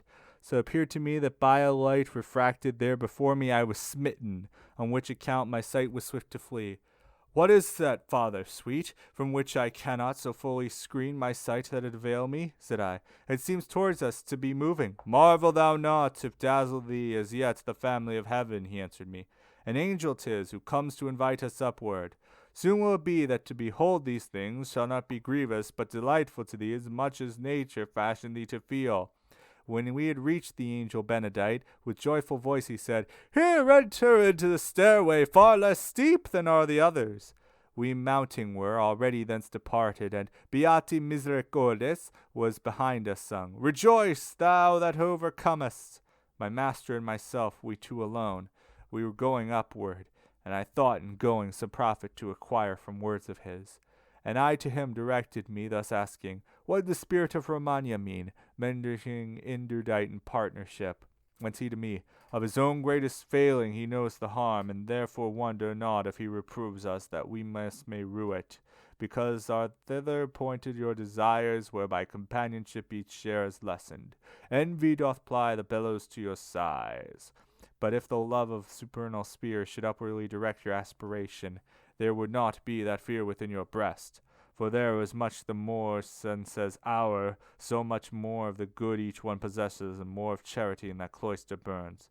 I am more hungering to be satisfied, I said, than if I had before been silent, and more of doubt within my mind, I gather.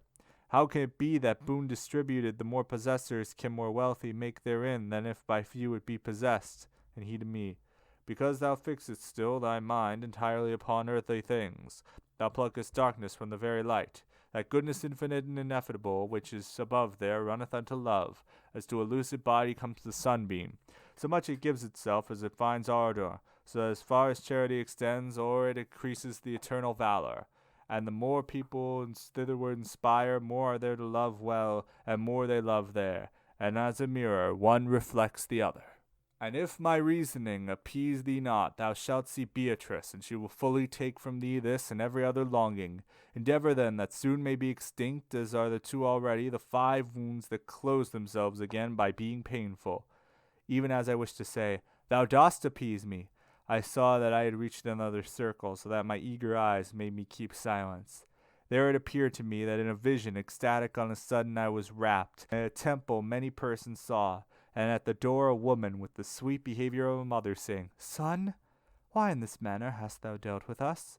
Lo, sorrowing, thy father and myself were seeking for thee.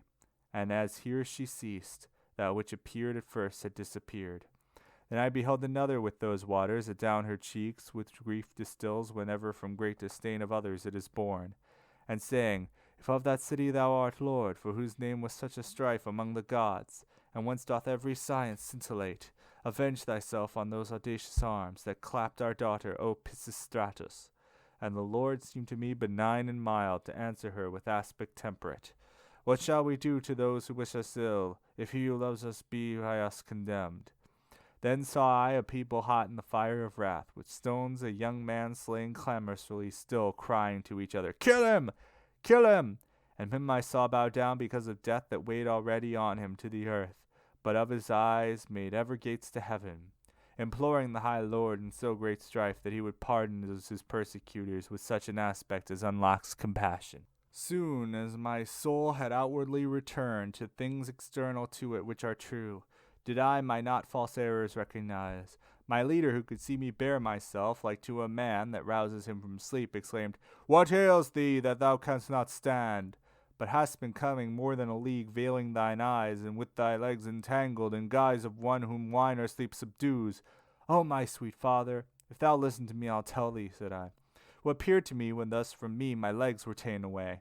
And he, if thou shouldst have 100 masks upon thy face from me, would not be shut thy cogitations, howsoever small. What thou hast seen was that thou mayst not fail to up thy heart unto the waters of peace, which from the eternal fountain are diffused. I did not ask, what ails thee, as he does, who only looketh with the eyes see not when of the soul bereft the body lies, but asked it to give vigor to thy feet. Thus must we needs urge on the sluggards slow, to use their wakefulness when it returns. We passed along athwart the twilight, peering forward as far as ever eye could stretch, against the sunbeams serotonin lucent, and lo, by slow degrees a smoke approached in our direction, sombrous the night, nor was there place to hide oneself therefrom. This of our eyes and the pure air bereft us. Canto XVI.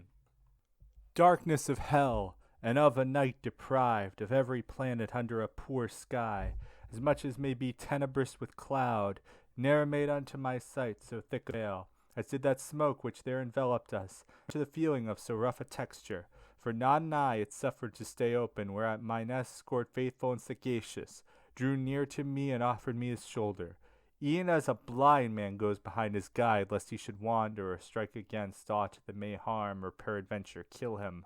So went I through the bitter and foul air, listening unto my leader, who said only, Look that from me thou be not separated. Voices I heard, and every one appeared to supplicate for peace and misericord, the Lamb of God who takes away our sins. Still, Agnus Dei, their exordium was. One word there was in all, and meter one, so that all harmony appeared among them. Master, I said, are spirits those I hear? And he to me, Thou apprehendest truly, and they the knot of anger go unloosing. Now who art thou, that cleavest through our smoke, and art discoursing of us, even though thou didst by Callan still divide the time? After this manner by a voice was spoken, whereupon my master said, Do thou reply, and ask if on this side the way go upward. And I, O creature that dost cleanse thyself to return beautiful to him who made thee, thou shalt hear marvels if thou follow me. Thee I will follow as far as allowed me, he answered. If smoke prevent our seeing, hearing shall keep us joined instead thereof. Thereon began I, with that swathing band which death unwindeth, am I going upward, and hither came I through the infernal anguish. And if God in his grace has in me unfolded, so that he wills that I behold his court, by method wholly out of modern usage, conceal not from me whoe'er doth thou wast, but tell it me, and tell me if I go right for the pass, and be thy words our escort. Lombard was I, and was Marco called. The world I knew and loved that excellence, at which has each one now unbent his bow. For mounting upward thou art going right. Thus he made answer and subjoined, I pray thee to pray for me when thou shalt be above. I to him, My faith I pledge to thee, to do what thou dost ask me, but am bursting inly with doubt, unless I rid me of it. First it was simple, and is now made double by thy opinion, which makes certain to me, here and elsewhere, that which I couple with it. The world, forsooth, is utterly deserted by every virtue, as thou tellest me, and with iniquity is big and covered. But I beseech thee point me out the cause, that I may see it, and to others show it, for one the heavens, and here below one puts it. A sigh profound that grief perforced into I. He first sent forth, and then began he, Brother, the world is blind, and sooth thou comest from it. Ye who are living every cause refer, still upward to the heavens, as if all things they of necessity were moved with thyselves. If this were so, and your would be destroyed, free will nor any justice would there be in having joy for good, or grief of evil. The heavens in your movements do initiate, I say not all, but granting that I say it, light has been given you for good and evil, and free volition, which if some fatigue in the first battles with the heavens it suffers, afterwards conquers all if well 'tis nurtured. To greater force and a better nature, though free ye subject are, and that creates the mind in you the heavens have not in charge. Hence if the present world doth go astray in you, the cause is, be it sought in you, and I therein will now be thy true spy. Forth from the hand of him who fondles it before it is, like to a little girl, weeping and laughing in her childish sport, issues the simple soul that nothing knows, save that proceeding from a joyous maker gladly turns to that which gives it pleasure. Of trivial good at first it tastes the savor, is cheated by it, and runs after it. If guide or rein turn not aside its love. Hence it behoved law or reign to play, behoved a king to have, who at least of the true seer discern the tower. The laws exist, but who sets to hand them? No one, because the shepherd who precedes can ruminate, but cleaveth not the hoof. Wherefore the people that precedes its guide strike only at the good for which it hankers, feeds upon that, and further seeketh not. Clearly canst thou perceive that evil guidance, the cause that has made the world depraved, and not that nature is corrupt in you. Rome, that reformed the world accustomed was, two sons to have, which one rode in the other of God and of the world made manifest. One has the other quenched into the crosier, the sword is joined, and ill beseemeth it, that by main force one with the other go. Because being joined, one feareth not the other. If thou believe not, think upon the grain, for by its seed each herb is recognized. In the land lived by Poe and Adige, valor and courtesy used to be found before that Frederick had his controversy. Now in security can that way, whoever will abstain through sense of shame from speaking with the good, or drawing near them, for them to the better life. Corrado de Palazzo, and good Gerardo, and Guido de Castel, who better named is, in fashion of the French, the simple Lombard. Say thou henceforward that the Church of Rome, confounding in itself two governments, falls in the mire, and soils itself and burden. O Marco mine, I said, thou reasonest well, and now discern I why the sons of Levi have been excluded from heritage. But what Gerardo is it, who, as sample of a lost race, thou sayest has remained in reprobation of the barbarous age? Either thy speech deceives me, or it tempts me, he answered me. For speaking Tuscan to me, it seems of good Gerardo naught thou knowest. By others' surname do I know him not, unless I take it from his daughter Gaia. May God be with you, for I come no farther. Behold the dawn, that through the smoke rays out, already whitening, and I must depart. Yonder the angel is, ere he appear. Thus did he speak, and would no further hear me. Canto XVII. Remember, reader, if e'er in the Alps a mist o'ertook thee, through which thou couldst see not otherwise than through its membrane mole, how when vapors humid and condensed began to dissipate themselves, the sphere of the sun feebly enters in among them, and thy imagination will be swift in coming to perceive how I resaw the sun at first, that was already setting. Thus to the faithful footsteps of my master mating mine own, I issued from that cloud to rays already dead on the low shores. O thou imagination that dost steal us, so from without sometimes that man perceives not, although around may sound 1,000 trumpets. Who moveth thee, if sense impel thee not, moves thee a light, which in the heaven takes form, by self or by a will that downward guides it. Of her impiety, who changed her form into the bird that most delights in singing, in my imagining appeared the trace, and here upon my mind was so withdrawn within itself, that from without there came nothing that then might be received by it.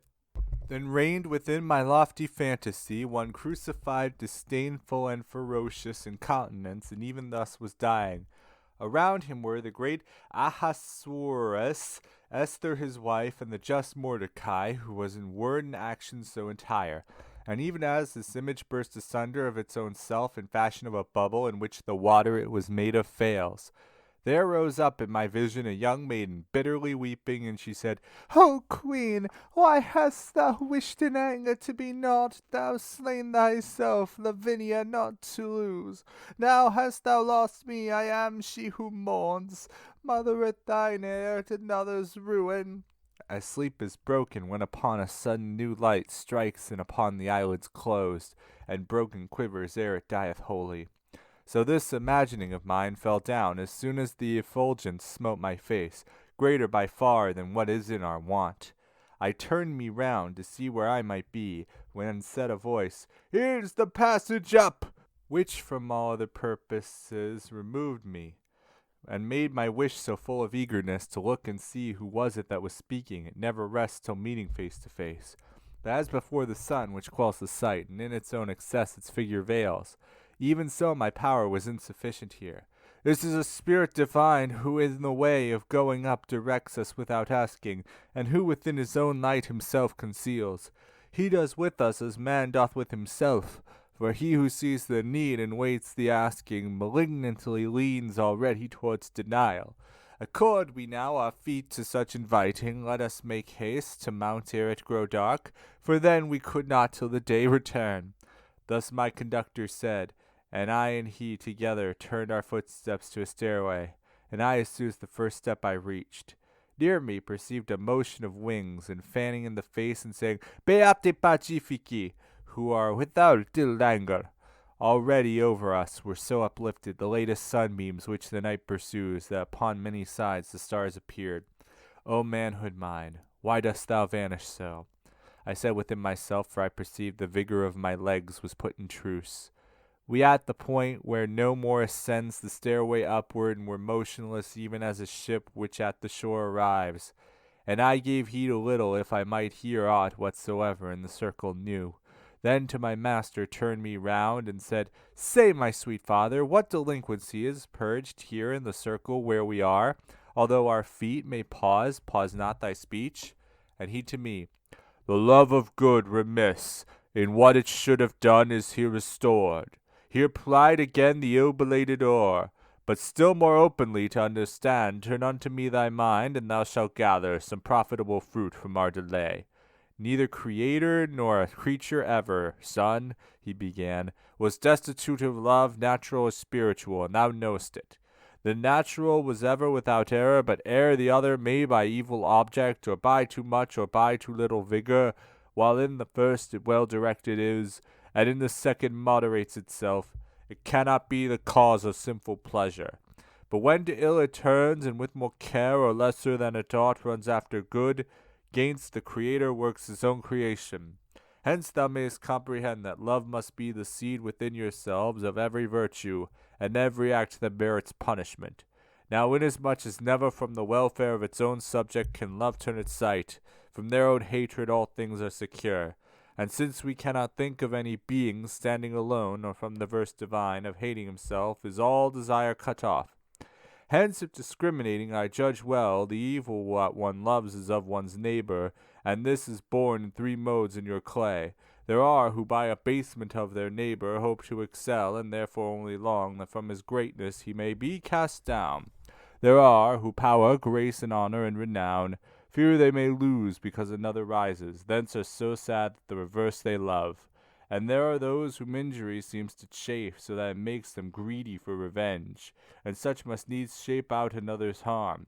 This threefold love is wept for down below, now of the other will I have thee here, that runneth after good with measure faulty. Each one confusedly a good conceives, wherein the mind may rest, and longeth for it. Therefore to overtake it each one strives. If languid love to look on this attracts you, or in attaining unto it this cornice, after just penitence torments you for it, there's other good that does not make man happy. 'Tis not felicity, 'tis not the good essence of every good the fruit and root. The love that yields itself too much to this, above us lamented in three circles. But how tripartite it may be described, I say not that thou seek it for thyself. Canto XVIII. An end had put unto his reasoning the lofty teacher, and attent was looking into my face, if I appeared content. And I, whom a new thirst still goaded on without, was mute, and said within, Perchance the too much questioning I make annoys him. But that true father who comprehended the timid wish, that opened not itself by speaking, gave me hardihood to speak. Once I, My sight is, master, vivified. So in thy light that clearly I discern whate'er thy speech importeth or describes. Therefore I thee entreat, sweet father dear, to teach me love, to which thou dost refer every good action and its contrary. Direct, he said, towards me the keen eyes of intellect, and clear will be to thee the error of the blind who would be leaders. The soul which is created apt to love is mobile unto everything that pleasures, soon as by pleasures she is waked to action. Your apprehension from some real thing an image draws, and in yourselves displays it so that it makes the soul turn unto it. And if, when turned towards it she incline, love is that inclination its nature, which is by pleasure bound in you anew, then even as the fire doth upward move by its own form, which to ascent is born, where longest in its matter and endures, so comes the captive soul into desire, which is a motion spiritual, and ne'er rests until she doth enjoy the thing beloved. Now may apparent be to thee how hidden the truth is from those people who aver all love is in itself a laudable thing, because its matter may perchance appear I to be good, but yet not each impression is good, albeit good may be the wax. Thy words and my sequacious intellect, I answered him, have love revealed to me, but that has made me more impregned with doubt. For if love from without be offered us, and with another foot the soul go not, if right or wrong she go, 'tis not her merit. And he to me, what reason seeth here? Myself can tell thee beyond that await for Beatrice, since 'tis a work of faith. Every substantial form that segregate from matter is, and with it is united, specific power has in itself collected, which without act is not perceptible, nor shows itself except by its effect, as life doth in a green plant by the green leaf.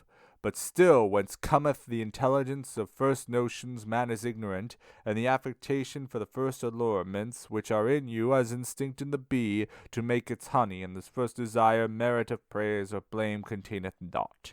Now that to this all others may be gathered, innate within you is the power that counsels, and it should keep the threshold of assent. This is a principle from which is taken occasion of desert in you, according as good and guilty loves it takes and winnows. Those who in reasoning the bottom went, were of this innate liberty aware, therefore bequeath they ethics to the world. Supposing then that from necessity springs every love that is within you kindled, within yourselves the power is to restrain it. The noble virtue Beatrice understands by the free will, and therefore see that thou bear it in mind, if she should speak it. The moon, belated almost unto midnight, now made the stars appear to us more rare, formed like a bucket that is all ablaze, and counter to the heavens ran through those paths, which the sun sets aflame, when he of Rome sees it twixt Sards and Corsicans go down, and that patrician shade, of for whom is named Pietola more than any Mantuan town, had laid aside the burden of my lading. Whence I, who reason manifest and plain in answer to my question had received, stood like a man in drowsy reverie. But taken from me was this drowsiness suddenly by a people that behind our backs already had come round to us. And as of old Ismenus and Asopus beside them saw at night the Russian throng, if but the Thebans were in need of Bacchus, so they along that circle curved their step. From what I saw of those approaching us, who by good will and righteous love are ridden, full soon they were upon us, because running moved onward all that mighty multitude, and two in the advance cried out loud, lamenting, Mary in haste unto the mountain ran, and Caesar, that he might subdue Ilerda, thrust at Marseilles, and then ran into Spain. Quick, quick, so that the time may not be lost by little love, forthwith the others cried, for ardor in well-doing freshens grace. O folk, in whom an anger fervor now supplies perhaps delay and negligence, put by you in well-doing through lukewarmness, this one who lives, and truly I not, would fain go up, but if the sun relight us, so tell us where the passage nearest is. These were the words of him who was my guide, and someone on those spirits said, Come on behind us, and the opening shalt thou find, so full of longing are we to move onward. Let's say we cannot therefore pardon us, if thou for churlishness our justice take. I was Sanzeno's abbot of Verona, under the empire of good Barbarossa, of whom still sorrowing Milan holds discourse. And he has one foot in the grave already, who shall ere long lament that monastery, and sorry be of having there had power, because his son and his whole body sick and worse in mind, and who was evil born, he put into the place of its true pastor. If more he said or silent was, I know not. He had already passed so far beyond us, but this I heard, and to retain it pleased me. And he who was in every need my succor said, Turn thee hitherward, see two of them, come fastening upon slothfulness of their teeth. In rear of all they shouted, "Sooner were the people dead, to whom the sea was opened, than their inheritors in the Jordan saw, and those who the fatigue did not endure unto the issue with Anchises' son, themselves to life without glory offered." Then when from us so separated were those shades, that they no longer could be seen, within me a new thought did entrance find, whence others many and diverse were born, and so I lapsed from one to another, that in a reverie mine eyes I closed, and meditated into dream transmuted. Canto XIX. It was the hour when the diurnal heat no more can warm the coldness of the moon vanquished by earth or peradventure Saturn, when geomancers their Fortuna Major see in the orient before the dawn rise by a path that long remains not dim. There came to me in dreams a stammering woman, squint in her eyes and her feet disordered, with hands dissevered and of sallow hue. I looked at her as the sun restores the frigid members which the night benumbs. Even thus my gaze did render voluble her tongue, and made her all erect thereafter in little while, and the lost countenance as love desires it so, and did her color. When in this wise she had her speech unloosed, she gan to sing so, that with difficulty could I have turned my thoughts away from her. "I am," she sang, "I am the siren sweet, who mariners amid the main unman. So full am I of pleasantness to hear, I drew Ulysses from his wandering way unto my song, and he who dwells with me seldom departs, so wholly I contempt him." Her mouth was not yet closed again, before appeared a lady saintly and alert, close at my side to put her to confusion. "Virgilius! Ho, Virgilius, who is this?" sternly she said, and he was drawing nearer, with eyes still fixed upon that modest one. She seized the other in front laid open, rending her garments, and her belly showed me. This waked me from the stench that issued from it. I turned my eyes, and good Virgilius said, "At least thrice have I called thee, rise and come. Find we the opening by which thou mayst enter." I rose, and full already of the high day were all the circles of the sacred mountain, and with the new sun at our back we went. Following behind him, I my forehead bore, like unto one who has it laden with thought, who makes himself the half arch of a bridge. When I heard say, "Come here, the passages," spoken in a manner gentle and benign, such as we hear not in this mortal reign, with open wings, which of a swan appeared. Upward he turned us who thus spake to us, between the two walls of the solid granite. He moved his pinions afterward and fanned us, acclaiming those qui lucent to be blessed, for they shall have their souls with comfort filled. "What aileth thee, that to earth thou gazest?" to me my guide began to say, we both somewhat beyond the angel having mounted. And I, with such misgiving makes me go, a vision new, which bends me to itself, so that I cannot from the thought withdraw me. "Didst thou behold," he said, "that old enchantress, whose soul above us henceforth is lamented? Didst thou behold how man is freed from her? Suffice it thee, and smite earth with thy heels. Thine eyes lift upwards to lure that whirls the eternal king with revolutions vast. Even as the hawk that first his feet surveys, then turns him to the call and stretches forward, through the desire of food that draws him thither. Such I became, and such as far as cleaves the rock to give a way to him who mounts, went on to where the circling doth begin. On the fifth circle, when I had come forth, people I saw upon it who were weeping, stretched prone upon the ground, all downward turned. "Adhecit pavimento anima mei," I heard them say, with sighing so profound, that hardly could the words be understood. "O ye elect of God, whose sufferings, justice, and hope, and both rendered yet severe, direct ye towards us the high ascents. If you are come secure from this prostration, and wish to find the way most speedily, let your right hands be evermore outside." Thus did the poet ask, and thus was answered by them somewhat in front of us, whence I, in what was spoken, divined the rest concealed. And unto my lord's eyes, mine eyes I turned, whence he assented with a cheerful sign to what the sight of my desire implored. When of myself I could dispose at will, above that creature did I draw myself, whose words before had caused me to take note, saying, "O spirit in whom weeping ripens, that without which to God we cannot turn, suspend a while for me thy greater care, Who wast thou, and why are your backs turned upwards? Tell me, and if thou wouldst that I procure thee anything there whence living I departed. And he to me, Wherefore our backs to the heaven turns to thyself? No, shout thou, but beforehand, Siasqua ego fui successor Petri. Between Siestri and Chiaveri descends a river beautiful, and of its name the tile of my blood its summit makes. A month and little more essayed I how weighs the great cloak on him from mire who keeps it, for all the other burdens seem a feather. Tardy, O woe is me, was my conversion. But when the Roman shepherd I was made, then I discovered life to be a lie. I saw that there the heart was not at rest, no farther in life could one ascend, whereby the love of this was kindled in me. Until that time a wretched soul and parted from God was I, and wholly avaricious. Now, as thou seest, I here am punished for it. What avarice does is here made manifest in the purgation of these souls converted, and no more bitter pain the mountain has. Even as our eye did not uplift itself, aloft being fastened upon earthly things, so justice here is merged in the earth. As avarice had extinguished our affection for every good, whereby was action lost, so justice here doth hold us in restraint. Bound and imprisoned by the feet and hands, and so long as it pleases the just Lord, shall we remain immovable and improstrate.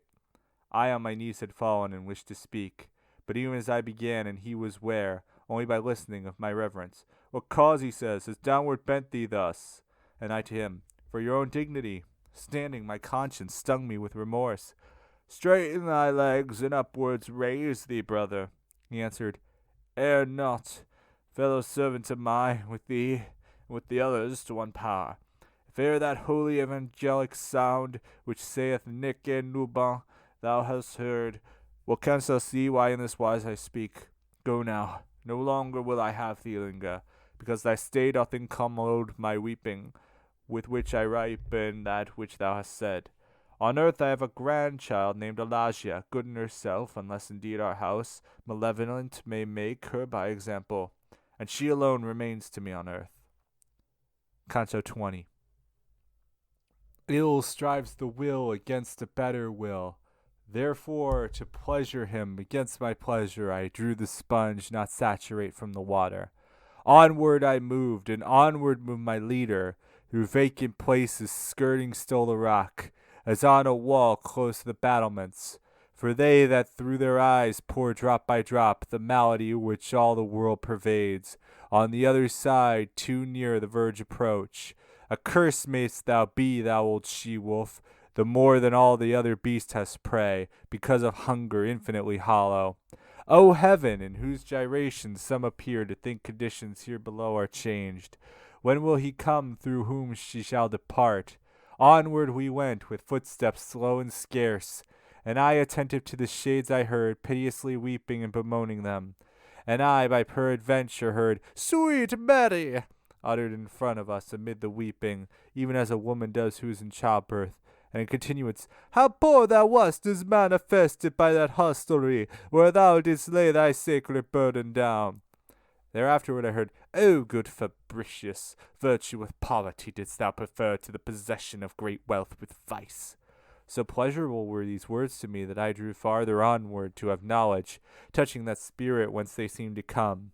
He furthermore was speaking of the largesse which Nicholas unto the maidens gave in order to conduct their youth to honor. O soul that dost so excellently speak, tell me who wast thou, said I, and why only dost thou renew these praises well deserved? Not without recompense shall be thy word if I return to finish the short journey, or if that life which is flying to his end. And he, I tell thee, not for any comfort. I may expect much from earth, but that so much grace shines in thee or ever thou art dead. I was the root of that malignant plant which overshadows all the Christian world, so the good fruit is seldom gathered from it. But if Douai and Ghent and Lille and Bruges and Bauer, soon vengeance would be taken on it, and this I pray of him who judges all. Hugh Capet was I called upon the earth. From me were born the Louises and Philips, by whom in later days has France been governed. I was the son of a Parisian butcher. What time the ancient kings had perished all, excepting one contrite in cloth of grey. I found me grasping in my hands the rein of the realm's government, and so great power of new quest, and so with friends abounding, that to the widow diadem promoted the head of mine own offspring was, from whom the consecrated bones of these began.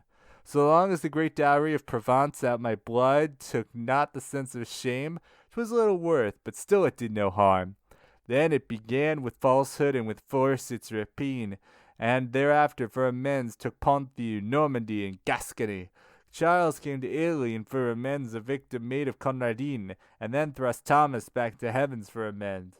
A time I see, not very distant, which draweth forth another Charles from France, the better to make his known both him and his. Unarmed he goes, and only with the lance that Judas jousted with, and they thrust so he makes the paunch of Florence burst. He thence not land, but sin and infamy shall gain so much more grievous to himself, as the more light such damage he accounts. The other, now gone forth, ta'en his ship, see I his daughter sell, and chaffer for as corsairs do with other female slaves. What more, O avarice, canst thou do to us, since thou my blood so to thyself hast drawn, it careth not for its own proper flesh, that less may seem the future ill and past. I see the flower de luce Alagna enter, and Christ his own vicar captive made. I see him yet another time derided. I see renewed the vinegar and gall, and between him living thieves I see him slain. I see the modern Pilate so relentless. This does not sate him, but without decretal. He to the temple bears his sordid sails. When, O my Lord, shall I be joyful made, by looking on the vengeance which concealed, make sweet thine anger in thy secrecy. What I was saying of that homely bride of the Holy Ghost, and which occasioned thee to turn towards me for some commentary. So long has been ordained to all our prayers as the day lasts, but when the night comes on, contrary sound we take instead thereof. At that time we repeat Pygmalion, of whom a traitor, thief, and parricide made his insatiable desire of gold, and the misery of avaricious Midas that followed his inordinate demand, at which forevermore one needs but laugh. The foolish Achan each one then records, and how he sold the spoils, so that the wrath of Joshua still appears to sting him here. Then we accuse Sapphira with her husband, we laud the hoofbeats Heliodorus had, and the whole mount in infamy encircles Polymnestor, who murdered Polydorus. He has finally cried, O Crassus, tell us, for dost thou know what is the taste of gold? Sometime we speak, one loud, another low, according to desire of speech that spurs us to greater now, and now to lesser pace. But in the good that here by day is talked of, ere while alone I was not, yet nearby no other person lifted up his voice. From him already we departed were, and made endeavor to overcome the road, as much as was permitted to our power. When I perceived, like something that is falling, the mountain tremble, whence a chill seized on me, as seizes him who to his death is going. Certes, so violently shook not Delos, before Latona made her nest therein, to give birth to the two eyes of heaven. That upon all sides there began a cry, such that the master drew himself towards me, saying, Fear not, while I am guiding thee. Gloria in excelsis Deo. All were saying, from what near I comprehended, where it was possible to hear the cry. We paused immovable and in suspense, even as the shepherds who first heard the song, until the trembling ceased and it was finished. Then we resumed again our holy path, watching the shades that lay upon the ground, already turned to their accustomed plaint. No ignorance ever with so great a strife had rendered me importunate to know, it fareth not in this my memory, as meditating then I seemed to have, nor out of haste to question did I dare, nor of myself I there could aught perceive. So I went onward, timorous and thoughtful. Canto XXI. The natural thirst that ne'er is satisfied, excepting with the water, for whose grace the woman of Samarina besought, put me in travail, and haste goaded me along the encumbered path behind my leader, and I was pitying that righteous vengeance. And lo, in the same manner as Luke writeth that Christ appeared to two upon the way, from the sepulchral cave already risen, a shade appeared to us, and came behind us, down gazing on the prostrate multitude, nor were we aware of it until it spake, saying, My brothers, may God give you peace. We turned us suddenly, and Virgilius rendered to him the countersign thereto conforming. Thereon began he, in the blessed council, thee may the court veracious place in peace, that me doth banish in eternal exile. Oh, said he, and the while we went with speed, if ye are shades whom God deigns not on high, who up his stairs so far has guided you? And said my teacher, if thou note the marks which this one bears, and which the angel traces, we shalt thou see he with the good must reign. But because she who spinneth day and night for him had not yet drawn the distaff off, which Clotho lays for each one and compacts his soul, which is thy sister and my own, it coming upwards could not come alone, by reason that it sees not in our fashion. Whence I was drawn from out the ample throat of hell to be his guide, and I shall guide him as far on as my school has power to lead. But tell us, if thou knowest, why such a shudder erewhile the mountain gave, and why together all seemed to cry as far as its moist feet. In asking, he so hit the very eye of my desire that merely with the hope my thirst became the less unsatisfied. Naught is there, he began, so without order may the religion of the mountain feel, nor aught that may be foreign to its custom. Free is here from every permutation, what from itself heaven in itself receiveth, it can be of this cause and not beside. Because that neither rain, nor hail, nor snow, nor dew, nor hoar frost any higher falls than the short little stairway of the 3 steps. Dense clouds do not appear, nor rarefied, nor coruscation, nor the daughter of Thomas, that often upon the earth her region shifts.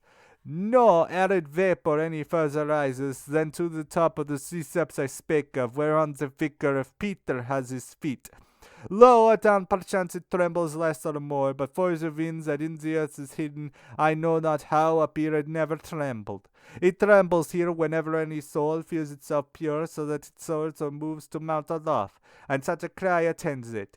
Of purity the will alone gives proof, which by being wholly free to change its convent, takes by surprise the soul and helps it fly. First it feels well, but the desire permits not, which divine justice with the self-same will there was to sin upon the torment sets.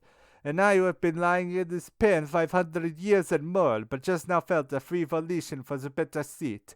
Therefore thou hadst the earthquake and the pious spirits along the mountain rendering praise unto the Lord, that soon he speed them upwards. So said he to him, and since we enjoy as much in drinking as the thirst is great, I could not say how much it did me good. And the wise leader, now I see the net that snares you here, and how ye are set free, why the earth quakes, and wherefore ye rejoice. Now who thou wast, be pleased that I may know, and why so many centuries thou hast here been lying. Let me gather from thy words. In the days when the good Titus, with the aid of the supremest king, avenged the wounds whence issued forth the blood by Judas' sword, under the name that most endures and honors, was I on earth. That spirit made great reply, greatly renowned, but not with faces yet. My vocal spirit was so sweet that Rome, me, a Tholucian, drew unto herself, where I deserved to deck with my brows with my myrtle. Statius the people name me still on earth. I sang of Thebes, and then of great Achilles, but on the way fell with my second burden. The seeds unto my ardor were the sparks of that celestial flame which heated me, whereby more than 1,000 have been fired. Of the Aeneid speak I, which to me a mother was, and was my nurse in song. Without this wade I not a drachma's weight. Till we have lived upon the earth what time Virgilius lived, I will accept one son, more than I must ere issuing from my ban. These words towards me made Virgilius turn with looks that in their silence said, Be silent. But yet the power that wills cannot do all things. For tears and laughter are such pursuivants unto the passion from which each springs forth, in the most truthful lest the will they follow. I only smiled as one who gives the wink, whereat the shade was silent, and it glazed into mine eyes, where most expression dwells. And, thou mayst consummate a labor so great, he said, why did thy face just now display to me the lightning of a smile? Now am I caught on this side and on that. One keeps me silent, one to speak conjures me, wherefore I sigh, and I am understood. Speak, said my master, and be not afraid of speaking, but speak out, and say to him what he demands with such solicitude. Whence I, thou peradventure marvelest, O antique spirit, at the smile I gave, but I will have more wonder seize upon thee. This one who guides on high these eyes of mine is that Virgilius, from whom thou didst learn to sing aloud of men and of the gods. If other cause thou to my smile imputest, abandon it as false, and trust it was those words which thou hast spoken concerning him. Already he was stooping to embrace my teacher's feet. But he said to him, Brother, do not, for shade thou art, and shade beholdest. And he uprising, Now canst thou the sum of love, which warns me to thee to comprehend, when this our vanity I disremember, treating a shadow as a substantial thing. Canto XXII. Already was the angel left behind us, the angel who to the sixth round had turned us, having erased one mark from off my face. And those who have injustice their desire had said to us, Beati! in their voices, with Sitio! and without more ended it. And I, more light than through the other passes, went onwards so that without any labor I followed upwards the swift-footed spirits. When thus Virgilius began, The love kindled by virtue I other kindles, provided outwardly its frame appear. Hence from the hour that Juvenal descended among us into the infernal limbo, who made apparent to me thy affection. My kindliness towards thee was as great as ever bound one to an unseen person, so that these stairs will now seem short to me. But tell me, and forgive me as a friend, if too great confidence let loose the rein, and as a friend now hold discourse with me. How was it possible within thy breast for avarice to find place mid so much wisdom as thou wast filled with by thy diligence? These words excited Statius at first somewhat to laughter. Afterward he answered, Each word of thine is love's dear sign to me. Verily, oftentimes the things appear which give fallacious matter to our doubts, instead of the true causes which are hidden. Thy question shows me thy belief to be that I was niggard in the other life, as may be from the circle where I was. Therefore know thou that avarice was removed too far from me, and this extravagance thousands of lunar periods have I pushed. And were it not that I my thoughts uplifted when I the passage heard, where thou exclaimest, if is indignant unto human nature, to what impellest thou not, O cursed hunger of gold, the appetite of mortal men, revolving I should feel the dismal joustings. Then I perceived the hands could spread too wide their wings in spending, and repented me as well as that of my other sins. How many with shorn hair shall rise again because of ignorance, which from this sin cuts off repentance living and in death, and know that the transgression which rebuts by direction opposite any sin, together with it here its verdict rise. Therefore, if I have been among the folk which mourns its avarice, to purify me, for its opposite has this befallen me. Now when thou sangest of the relentless weapons of the twofold affliction of Jocasta, the singer of the songs bucolic said, From that which Clio there with thee preludes, it does not seem that yet had made thee faithful, that faith without which no good works suffice. If this be so, what candles or what sun scattered thy darkness, so that thou didst trim thy sails behind the fishermen thereafter?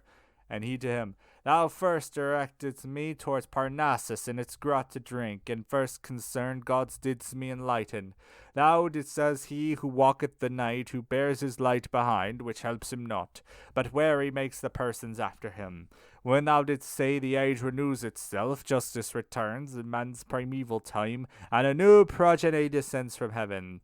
Through thee I poet was, through thee a Christian, but that thou better see what I design, to colour it will I extend my hand. Already was the world in every part pregnant with the true creed disseminated by messengers of the eternal kingdom. And thy assertion spoken of above with the new preachers was in unison, whence I to visit them the custom took. Then they became so holy in my sight that when Domitian persecuted them, not without tears of mine were their laments. And all the while that I on earth remained, them I befriended, and their upright customs made me disparage all the other sects. And ere I led the Greeks unto the rivers of Thebes, in poetry I was baptized, but out of fear I was covertly a Christian. For a long time professing paganism, and this lukewarmness caused me the fourth circle to circuit round more than 4 centuries. Thou, therefore, who hast raised the covering that hid from me whatever good I speak of, while ascending we have time to spare. Tell me in what place is our friend Terentius, Caecilius, Plautus, Varro, if thou knowest. Tell me if they are damned, and in what alley. These, Perseus and myself and others many, replied the my leader, with that Grecian are whom more than all the rest of the muses suckled, in the first circle of the prison blind. Oft-times we of the mountain hold discourse, which has our nurses ever with itself. Euripides is with us, Antiphon, Simonides, Agatho, and many other Greeks who of old their brows with laurel decked. There are some of thine own people may be seen, Antigone, Dephile, and Argia, and there Ismene, mournful as of old. There she is seen who pointed out Langia. There is Tiresias' daughter, and there Thetis, and there Diadamia with her sisters. Silent already were the poets both, attent once more and looking round about, from the ascent and from the walls released. And 4 handmaidens of the day already were left behind, and at the pole the 5th was pointing upward still its burning horn. What time, my guide? I think that towards the edge our dexter shoulders it behoves us turn, circling the mount as we are wont to do. Thus in that region custom was our ensign, and we resumed our way with less suspicion for the assenting of that worthy soul. They in advance went on, and I alone behind them, and I listened to their speech, which gave me lessons in the art of song.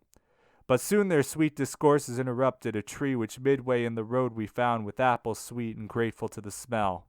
And even as a fir tree tapers upward from bough to bough, so downwardly did it, I think in order that no one might climb it. On that side where our pathway was enclosed fell from the lofty rock a limpid water, and spread itself abroad upon the leaves. The poets twain unto the tree drew nearer, and from among the foliage a voice cried, Of this food ye shall have scarcity, then said, More thoughtful Mary was of making the marriage feast complete and honorable, than of her mouth which now for you responds. For their drink the ancient Roman women with water were content, and Daniel disparaged food and understanding won. The primal aid was beautiful as gold, acorns it made with hunger savorous, and nectar every rivulet with thirst. Honey and locusts were the aliments that fed the Baptist in the wilderness, whence he is glorious and so magnified, as by the evangel is revealed to you. Canto XXIII. The while among the verdant leaves mine eyes I riveted as he is wont to do, who wastes his life pursuing little birds, my more than father said unto me, Son, come now, because the time that is ordained us more usefully should be apportioned out. I turned my face, and no less soon my steps unto the sages, who were speaking so they made the going of no cost to me. And lo, we heard a song and lament, Labia mea domine, in fashion such that delight and dolence it brought forth. O my sweet father, what is this I hear? Began I. And he answered, Shades that go, perhaps the not unloosing of their debt. In the same way the thoughtful pilgrims do, who unknowing people, on the road o'ertaking, turn themselves round to them, and do not stop. Even thus behind us, with a swifter motion, coming and passing onward, gaze upon us a crowd of spirits silent and devout. Each in his eyes was dark and cavernous, pallid in face, and so emaciate that from the bones the skin did shape itself. I did not think that so demurest rind could Eriscathon have been withered up by famine when most fear he had of it. Thinking within myself, I said, Behold, this is the folk who lost Jerusalem when Mary made a prey of her own son. Their sockets were like rings without the gems. Whoever in the face of men reads Ommo might well in these have recognized the M. Who would believe the odor of an apple begetting longing could consume them so, and that of water without knowing how? I still was wondering what so famished them, for the occasion not yet manifest of their emaciation and sad squalor. And lo, from out the hollow of his head his eyes a shade turned on me and looked keenly, then cried aloud, What grace to me is this? Never should I have known him by his look, but his voice was evident to me, that which his aspect had suppressed within it. This spark within me wholly rekindled my recognition of his altered face, and I recalled the futures of Phoreece. Ah, do not look at this dry leprosy, entreated he, which doth my skin discolor, nor at the default of flesh that I may have. Tell me truth of thee, and who are those 2 souls that yonder make for thee an escort? Do not delay in speaking to me. That face of thine, which dead I once bewept, gives me for weeping now no lesser grief, I answered him, beholding it so changed. But tell me, for God's sake, what thus denudes you. Make me not speak while I am marveling, for ill speaks he who's full of other longings.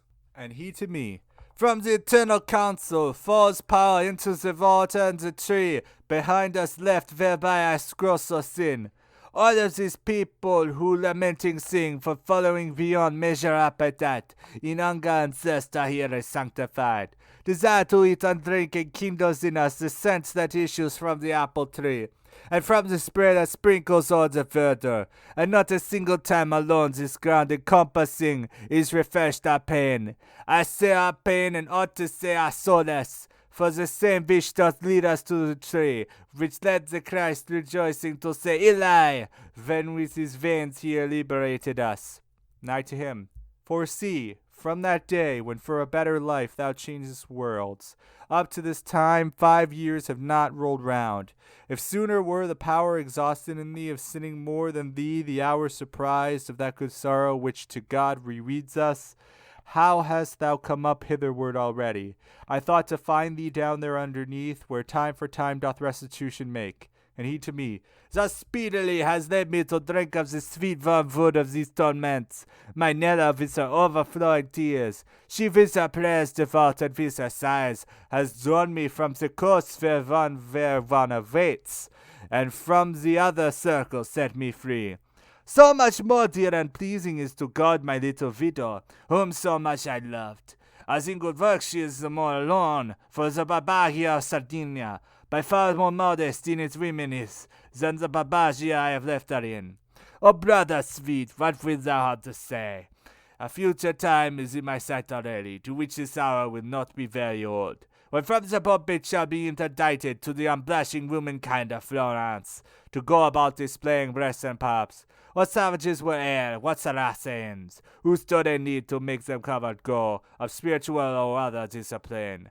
But if the shameless women were assured of what swift heaven prepares for them already, wide open would they have their mouths to howl. For if my foresight here deceive me not, they shall be sad as bearded cheeks, who now is hushed to sleep with lullaby. Oh brother, now no longer hide thee from me. See that not only I, but all these people are gazing there, where thou dost veil the sun. Whence I to him, if thou bring back to mind what thou with me hast been, and I with thee, the present memory will be grievous still.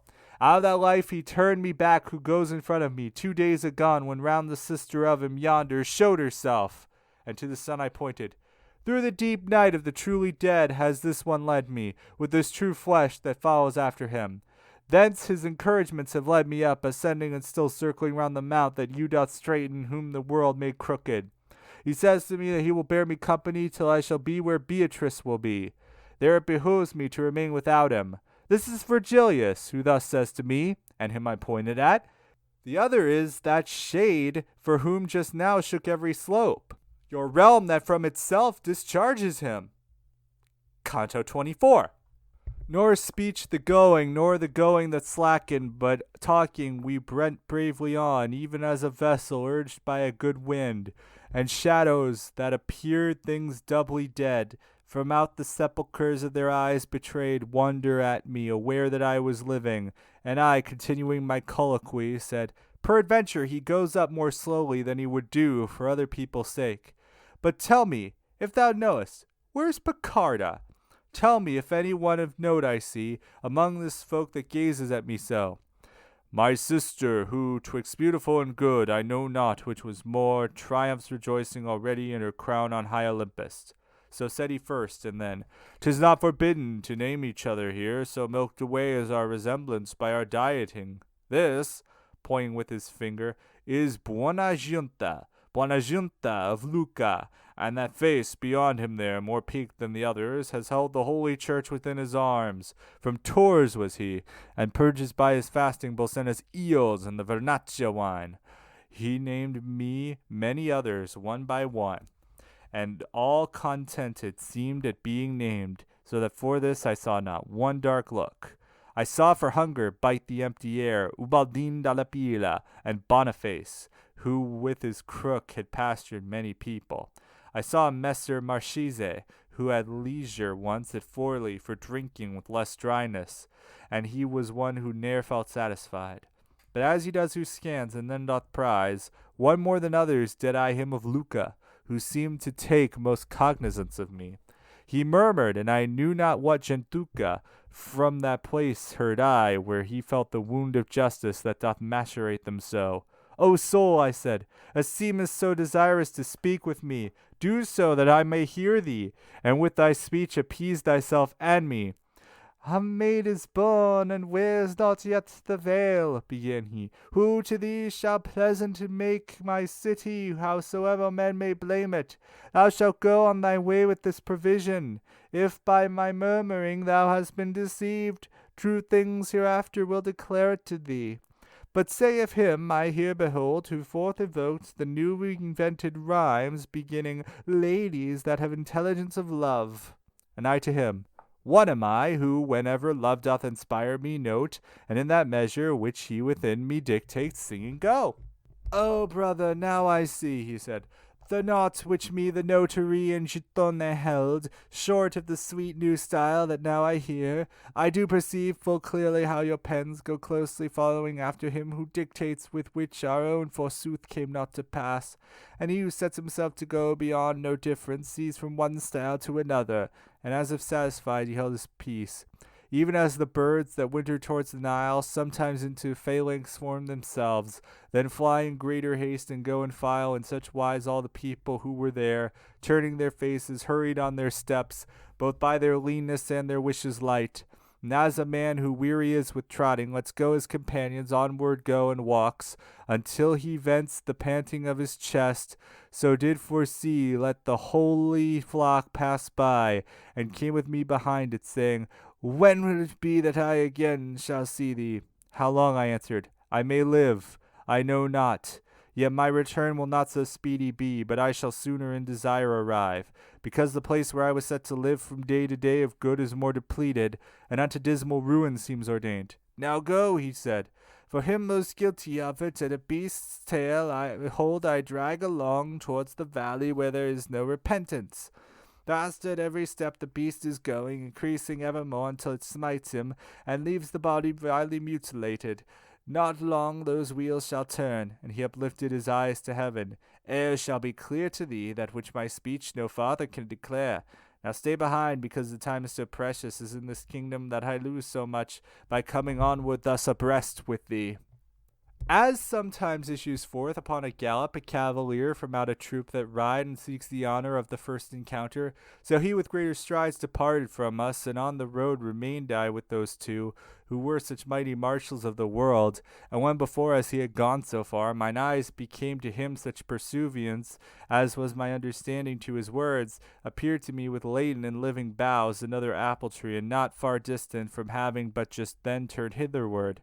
People I saw beneath it lift their hands, and cry I know not what towards the leaves, like little children eager and deluded, who pray, and he they pray to doth not answer, but to make very keen their appetite holds their desire aloft, and hides it not. Then they depart as if undeceived, and now we came unto the mighty tree, which prayers and tears so manifold refuses. Pass farther onward without drawing near, the tree of which Eve ate is higher up, and out of that one has this tree been raised. Thus said I know not who among the branches, whereat Virgilius, Statius, and myself went crowding forward on the side that rises. Be mindful, said he, of the accursed ones formed of the cloud rack who inebriate combated Theseus with their double breasts, and of the Jews who showed them soft in drinking, whence Gideon would not have them for companions, when he towards Midian the hills descended. Thus closely pressed to one of the two borders on passed we, hearing sins of gluttony, followed forsooth by miserable gains, that set at large upon the lonely road 1,000 steps, and more we onward went, in contemplation each without a word. What go ye thinking thus, ye three alone? Said suddenly a voice, where I started as terrified and timid beasts are wont. I raised my head to see who this might be, and never in a furnace was there seen metals or glass so lucent and so red. As one I saw who said, If it may please ye to turn aloft, here it behooves ye turn. This way goes he who goeth after peace. His aspect had bereft me of my sight, so that I turned me back unto my teachers, like one who goeth as his hearing guides him. And as the harbinger of early dawn, the air of May doth move and breathe out fragrance, impregnate all with herbage and with flowers, so did I feel a breeze strike in the midst. my front, and felt the moving of the plumes that breathed out around an odor of ambrosia, and heard it said, Blessed are they whom grace so much illumines, that the love of taste excites not in their breasts too great desire, hungering at all times just so far as is just. Canto XXV.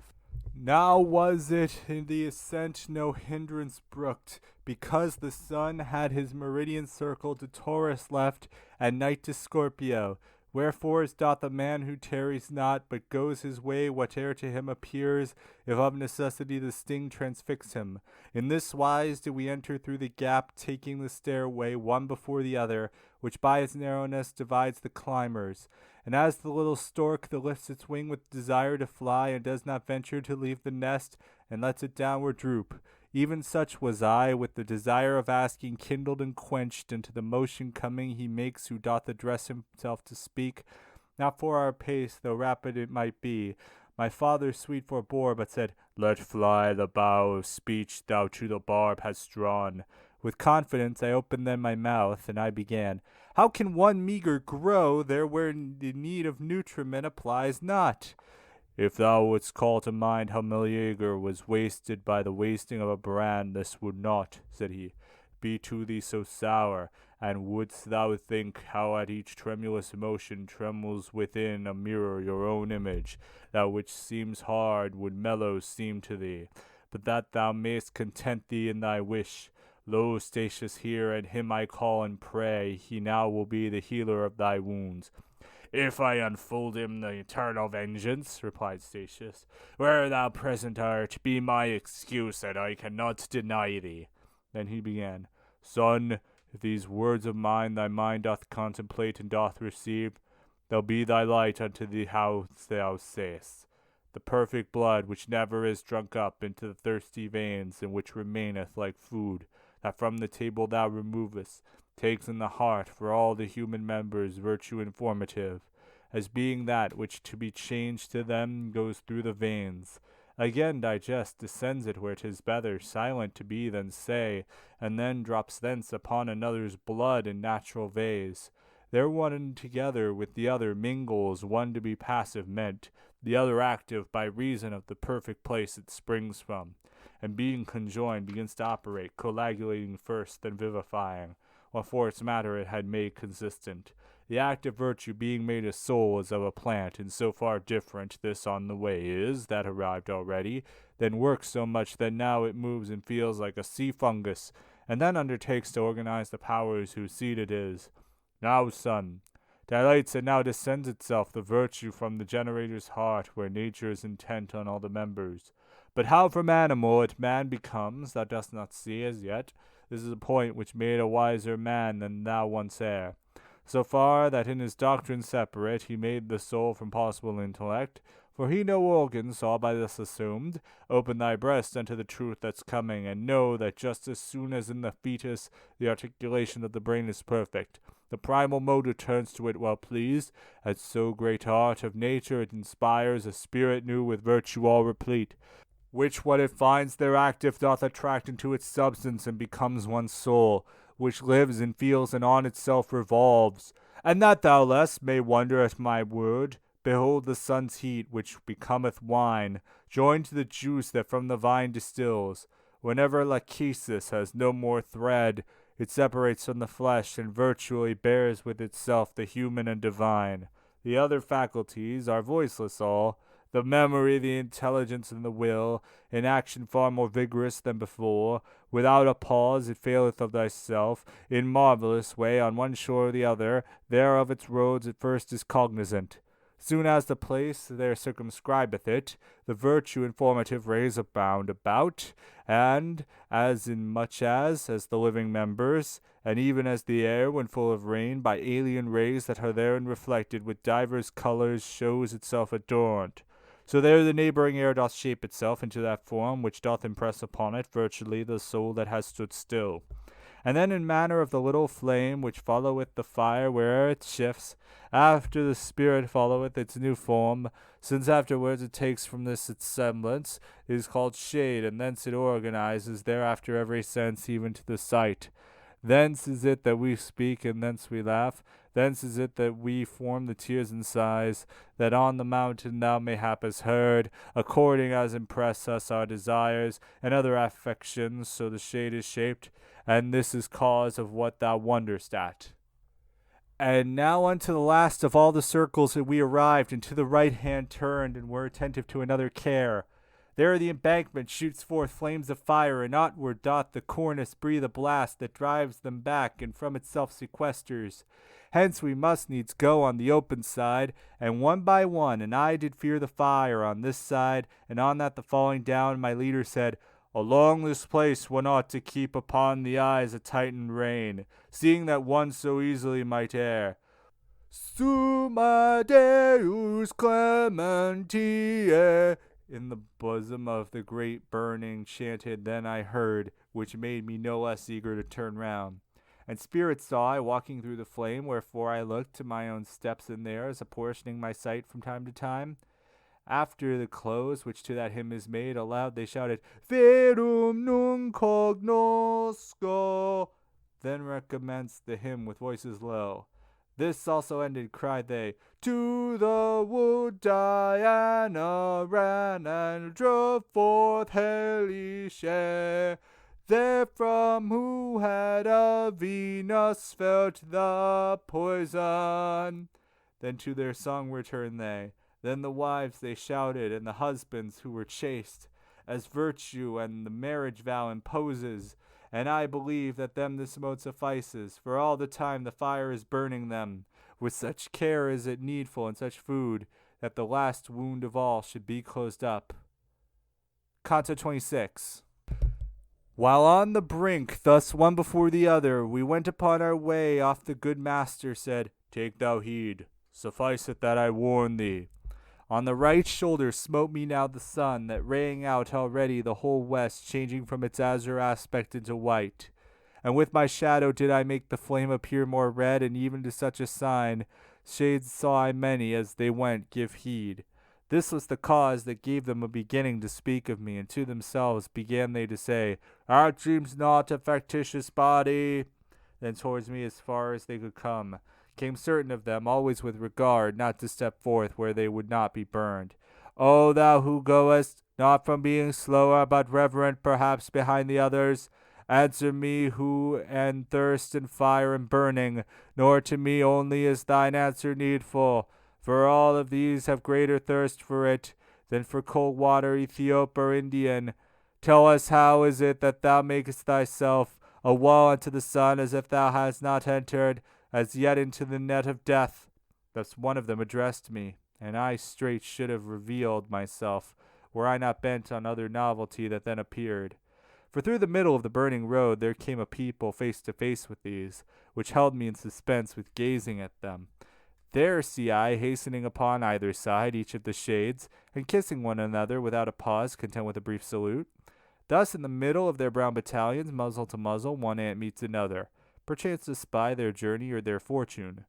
No sooner is the friendly greeting ended, or ever the first footstep passes onward, each one endeavors to outcry the other. The new-come people, Sodom and Gomorrah! The rest, into the cow Pasiphae enters, so that the bull unto her lust may run. Then as the cranes that to Riphaean mountains might fly in part, and part towards the sands, these of the frost, those of the sun avoidant. One folk is going, and the other coming, and weeping they return to their first songs, and to the cry that most befitteth them. And close to me approached, even as before, the very same who had entreated me, attent to listen in their countenance. I, who their inclination twice had seen, began, O soul secure in the possession, whene'er it may be, of a state of peace, neither unripe nor ripened have remained my members upon earth, but here are with me with their own blood and their articulations. I go up here to be no longer blind. A lady is above who wins this grace, whereby the mortal through your world I bring. But as your greatest longing satisfied may soon become so that the heaven may house you, which full of love is, and most amply spreads. Tell me that I again in books may write it. Who are you, and what is that multitude which goes upon its way behind your backs? Not otherwise with wonder is bewildered the mountaineer, and staring round is dumb when rough and rustic to the town he goes. Then every shade became in its appearance, but when they of their stupor were disburdened, which in high hearts is quickly quieted. Blessed be thou who of our borderlands, he recommenced, who first had questioned us, experience freightest for a better life. The folk that comes not with us have offended in that for which once Caesar, triumphing, heard himself called in contumely, Queen! Therefore they separate, exclaiming, Sodom! Themselves reproving even as thou hast heard, not there burning by their shame. Our own transgression was hermaphrodite. But because we observe not human law, following like unto beasts our appetite, and our opprobrium by us is read, when we part company, the name of her who bestialized herself in bestial wood. Now knowest thou our acts, and what our crime was? Wouldst thou perchance by name know who we were? There is not time to tell, nor could I do it. Thy wish to know me shall in sooth be granted. I am Guido Guinichelli, and now purge me, having repented ere the hour extreme. The same that in the sadness of Lycurgus 2 sons became, their mother re-beholding, such I became, but rise not to such height. The moment I heard name of himself the father of me, and of my betters, who had ever practiced the sweet and gracious rhythms of love, and without speech and hearing thoughtfully, for a long time I went beholding him, nor for the fire did I approach him nearer. When I was fed with looking utterly, myself I offered ready for his service, with affirmation that compels belief, and he to me, I'll leave his footprints such in me from what I hear, and so distinct, leaf cannot efface them nor make dim. But if thy words just now the truth have sworn, tell me what is the cause why thou displayest in the world and look that dear thou holdest me. And I to him, those dulcet lays of yours, which long as shall endure our modern fashion, shall make forever dear their very ink. Oh, brother, said he, who might point out, and here he pointed at his spirit in front, was of the mother tongue a better smith, verses of love and proses of romance. He mastered all, and let the idiots talk, who think the Lemosine surpasses him. To clamor more than truth they turn their faces, and in this way establish their opinion. Ere art or reason has by them been heard, thus many ancients with Giuttoni did, from cry to cry, still giving him applause, until the truth is conquered with most persons. Now, if thou hast such ample privilege, 'tis granted thee, go unto the cloister, wherein Christ is the abbot of the college. To him repeat for me a paternoster, so far as needful to us of this world, where power of sinning is no longer ours. Then, to give place perchance to one behind, whom he had near, he vanished in the fire, as a fish in water going to the bottom. I moved a little towards him, pointed out, and said that to his name and my own desire an honorable place was making ready.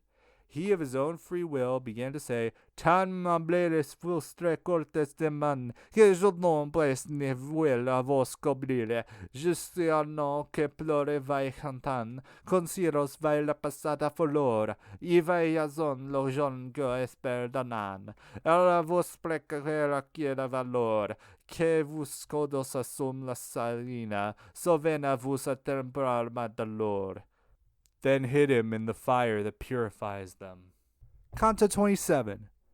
As when he vibrates forth his earliest rays in regions where his maker shed his blood, the Ebro falling under lofty Libra and waters in the Ganges burnt with noon, so stood the sun, hence was the day departing, when the glad angel of God appeared to us. Outside the flame he stood upon the verge and chanted forth, Beati mundo corde, in a voice by far more living than our own, that no one farther goes, soul sanctified, if first the fire bite not within it enter, and be not deaf unto the song beyond. When we were close beside him, thus he said, wherefore e'en such became I, when I heard him, as he is who put into the grave. Upon my clasped hands I straightened me, scanning the fire and vividly recalling the human bodies I had once seen burned. Towards me turned themselves my good conductors, and unto me Virgilius said, My son, here may indeed be torment, but not death. Remember thee, remember, and if I on Geryon have safely guided thee, what shall I do now I am nearer God? Believe for certain, shouldst thou stand a full millennium in the bosom of this flame, it could not make thee bald a single hair. And if perchance thou think that I deceive thee, draw nearer to it, and put it to the proof with thine own hands upon thy garment's hem. Now lay aside all fear, turn hitherward and onward come securely. And I still motionless, and against my conscience. Seeing me stand still, motionless and stubborn, somewhat disturbed, he said, Now look thou, son, 'twixt Beatrice and thee there's the wall. As at the name of Thisbe upped his lids the dying Pyramus and gazed upon her, what time the mulberry became vermilion. Even thus, my obduracy being softened, I turned to my wise guide, hearing the name that in my memory evermore is welling, whereat he wagged his head and said, How now? Shall we stay on this side? Then smiled as one does at a child who's vanquished by an apple. Then into the fire in front of me he entered, beseeching Statius to come after me, who a long way before divided us. When I was in it, into molten glass I would have cast me to refresh myself, so without measure was the burning there. And my sweet father, to encourage me, discoursing still of Beatrice, went on, saying, Her eyes I seem to see already. A voice that on the other side was singing directed us, and we attent alone. On that came forth where the ascent began. Benite benedicti patris mei, sounded within a splendor which was there. Such a door came me, I could not look. The sun departs, it added, and night cometh. Tarry ye not, but onward urge your steps, so long as yet the west becomes not dark. Straight forward through the rock the path ascended, in such a way that I cut off the rays before me of the sun that now was low. And of a few stairs we yet had made essay, ere by the vanished shadow the sun setting behind us we perceived, I and my sages. And ere in all parts immeasurable the horizon of one aspect had become, and night her boundless dispensation held. Each of us a stair had made his bed, because the nature of the mount took from us the power of climbing more than the delight. Even as in ruminating passive grow the goats who have been swift and venturesome upon the mountain tops ere they were fed, hushed in the shadow while the sun was hot, watched by the herdsman who upon his staff is leaning, and leaning tendeth them. And as the shepherd lodging out of doors passes the night beside his quiet flock, watching that no wild beast may scatter it, such at the hour were we, all three of us, I like the goat and like the herdsman they, begirt on this side and on that by rocks. Little could there be seen of things without, but through that little I beheld the stars more luminous and larger than their wont. Thus ruminating and beholding these, sleep seized upon me, sleep that oftentimes before a deed is done has tidings on it. It was the hour, I think, when from the east first on the mountains Cytherea beamed, who with the fire of love seems always burning. Youthful and beautiful in dreams, methought, I saw a lady walking in a meadow, gathering flowers and singing. She was saying, Know whomsoever may my name demand, that I am Leah, and go moving round my beauteous hands to make myself a garland. To please me at the mirror here I deck me, but never does my sister Rachel leave her looking-glass and sitteth all day long, to see her beauteous eyes as eager as she, as I am to adorn me with my hands, her seeing in me doing satisfies. And now before the antelucan splendors that unto pilgrims the more grateful rise, as home returning less remote they lodge, the darkness fled away on every side, and slumber with it. Whereupon I rose, seeing already the great masters risen. That apple sweet, which through so many branches the care of mortals goeth in pursuit of, today shall put in peace thy hungerings.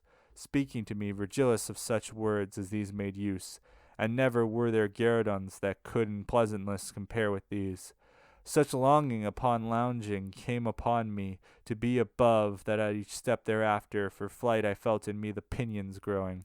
When underneath us was the stairway all run o'er, and we were on the highest step, Virgilius fastened upon me his eyes, and said, The temporal fire and the eternal sun thou hast seen, and to a place art come whereof myself no further I discern. By intellect and art I here have brought thee, take thine own pleasure for thy guide henceforth. Beyond the steep ways and the narrow art thou. Behold the sun that shines upon thy forehead, behold the grass, the flowers, and the shrubs, which of itself alone this land produces. Until rejoicing come the beauteous eyes, which weeping calls me to come unto thee, thou canst sit down, and thou canst walk among them. Expect no more a word or sign from me. free and upright, and sound is thy free will, and error were to not to do its bidding. Thee o'er thyself I therefore crown, and mitre. Canto XXVIII. Eager already to search in and round the heavenly forest, dense and living green, which tempered to the eyes the newborn day, without more delay I left the bank, taking the level country slowly, slowly, over the soil that everywhere breathes fragrance, a softly breathing air that no mutation had in itself upon the forehead smote me, no heavier blow than of a gentle wind, whereat the branches, lightly tremulous, did all of them bow downward toward that side, where its first shadow cast the holy mountain.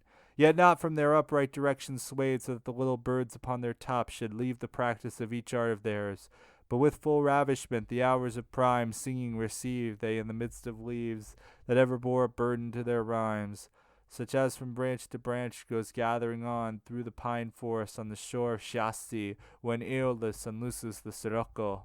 Already my slow steps had carried me into the ancient wood so far that I could not perceive where I had entered it.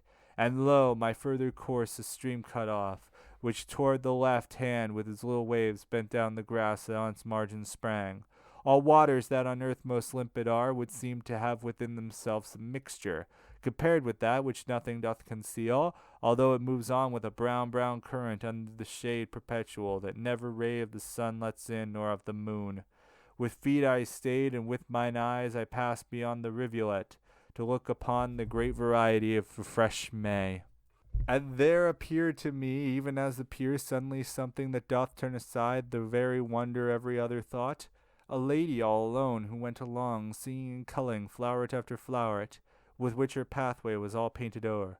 Ah, beauteous lady, who in rays of love dost warm thyself, if I may trust to looks which the heart's witnesses are wont to be, may the desire come unto thee to draw near to this river's bank, I said to her, so much that I might hear what thou art singing. Thou makest me remember where and what Proserpina that moment was when lost her mother her, and she herself the spring. As turns herself with feet together pressed into the ground, a lady who is dancing, and hardly puts one foot before the other. On the vermilion and the yellow flowerets she turned toward me, not in other wise than maiden who her modest eyes cast down, and my entreaties made to be content, so near approaching that the dulcet sound came unto me together with its meaning. As soon as she was where the grasses are, bathed by the waters of the beauteous river, to lift her eyes she granted me the boon. I do not think there shone so great a light under the lids of Venus when transfixed by her own sun beyond his usual custom. Erect upon the other bank she smiled, bearing full many colors in her hands, which that high land produces without seed. Apart 3 paces did the river make us, but Hellespont, where Xerxes passed across, a curb still to all human arrogance. More hatred from Leander did not suffer for rolling between Sestos and Abydos, than that from me because it opt not them. Ye are newcomers, and because I smile, began she, peradventure in this place elect a human nature for its nest. Some apprehension keeps you marveling, but the Psalm delectacy giveth light, which has the power to uncloud your intellect. And thou, who foremost art, did entreat me, speak if thou wouldst hear more, for I came ready to all thy questionings as far as needful. The water, said I, the forest sound, are combating within me my new faith in something which I heard opposed to this. Whence she, I will relate how from its cause proceedeth that which maketh thee to wonder, and purge away the cloud that smites upon thee. The good supreme soul in itself delighting created man good, and this goodly place gave him as hansel of eternal peace. By his default short while he sojourned here, by his default to weeping and to toil, he changed his innocent laughter and sweet play, that which disturbance by which below is made by exhalations of the land and water, which far as may be follow after heat. Might not upon mankind wage any war. This mount ascended towards the heavens so high, and is exempt from there where it is locked. Now since the universal atmosphere turns in a circuit with the primal motion, unless the circle is broken on some side, Upon this height that all is disengaged, in living ether doth this motion strike, and make the forest sound, for it is dense, and so much power the stricken plant possesses, that with its virtue it imprints the air, and this revolving scatters it around, and yonder earth, according as 'tis worthy in self or in its clime, conceives and bears of divers qualities and divers trees. It should not seem a marvel then on earth, this being heard, whenever any plant without seer manifest there taketh root. And thou must know, this holy tableland in which thou art is full of every seed and fruit has in it never gathered there. The water which thou seest spring not from vein, restored by vapor that the cold condenses, like to a stream that gains or loses breath, but issues from a fountain safe and certain, by which the will of God as much regains as it discharges open on two sides. Upon this side with virtue it descends, which takes away all of the memory of sin. On that of every good deed done restores it. Here Lethe, as upon the other side, Unoi, as it's called, and worketh not, if first on other side it not be tasted. This every other savour doth transcend, and notwithstanding slacked so far may be thy thirst, that I reveal to thee no more. I'll give thee a corollary still in grace, nor think my speech will be less dear, if it spread out beyond my promise to thee. Those who have in ancient times have feigned its song, the age of gold and its felicity, dreamed of on this place, perhaps upon Parnassus. Here was the human race and innocent, here evermore was spring and every fruit. This is the nectar of which each one speaks. Then backward did I turn me wholly round unto my poets, and saw that with a smile they had been listening to these closing words. Then to the beautiful lady turned mine eyes. Canto XXIX. Singing like unto an enamored lady, she with the ending of her words continued, Beate contenta sunt peccata. And even as nymphs that wandered all alone among the sylvan shadows, sedulous, one to avoid and one to see the sun, she then against the stream moved onward, going along the bank, and I abreast of her, her little steps with little steps attending. Between her steps and mine were not 100, when equally the margins gave a turn in such a way that to the east I faced. Nor even thus our way continued far, before the lady wholly turned herself unto me, and saying, Brother, look and listen. And lo, a sudden lustre ran across on every side athwart the spacious forest, such that it made me doubt if it were lightning. But since the lightning ceases as it comes, and that continuing brighten more and more, within my thought I said, What thing is this? And a delicious melody there ran along the luminous air, whence holy zeal made me rebuke the hardihood of Eve. For there, where earth and heaven obedient were, the woman only, and but just created, could not endure to stay neath any veil. Underneath which had she devoutly stayed, I sooner should have tasted those delights ineffable and for a longer time. While mid such manifold first fruits I walked under the eternal pasture of enwrapped, and still solicitous of more delights in front of us, like an enkindled fire became the air beneath the verdant boughs, and the sweet sound of singing now was heard. O Virgin sacrosanct, if ever hunger, vigils or cold for you I have endured, the occasion spurs me their reward to claim. Now Helicon must needs pour forth for me, and with her choir Urania must assist me, to put in verse things difficult to think. A little farther on, 7 trees of gold in semblance, the long space still intervening between ourselves and them did counterfeit. But when I heard them approach so near to them, the common object which the sense deceives, not lost by distance any of its marks, the faculty that lends discourse to reason, did apprehend that they were candlesticks, and the voices of the song Hosanna, above them flamed the harness beautiful, far brighter than the moon in the serene of midnight at the middle of her month. I turned me round, with admiration filled, to good Virgilius, and he answered me with visage no less full of wonderment. Then, back, I turned my face to those high things, which moved themselves toward us so sedately. They had been distanced by new-wedded brides. The lady chid me, Why dost thou burn only with affection for the living lights, and dost not look at what comes after them? Then saw I people as behind their leaders coming behind them, garmented in white, and such a whiteness never was on earth. The water on my left flank was resplendent, and back to me reflected in my left side, e'en as a mirror if I looked therein. When I upon my margin had such post that nothing but the stream divided us, better to see I gave my steps repose. And I beheld the flamelets onward go, leaving behind themselves the air depicted, and they of trailing pennons had the semblance. so that it overhead remained distinct, with 7 full lists, all of them the colors, whence the sun's bow is made in Delia's girdle.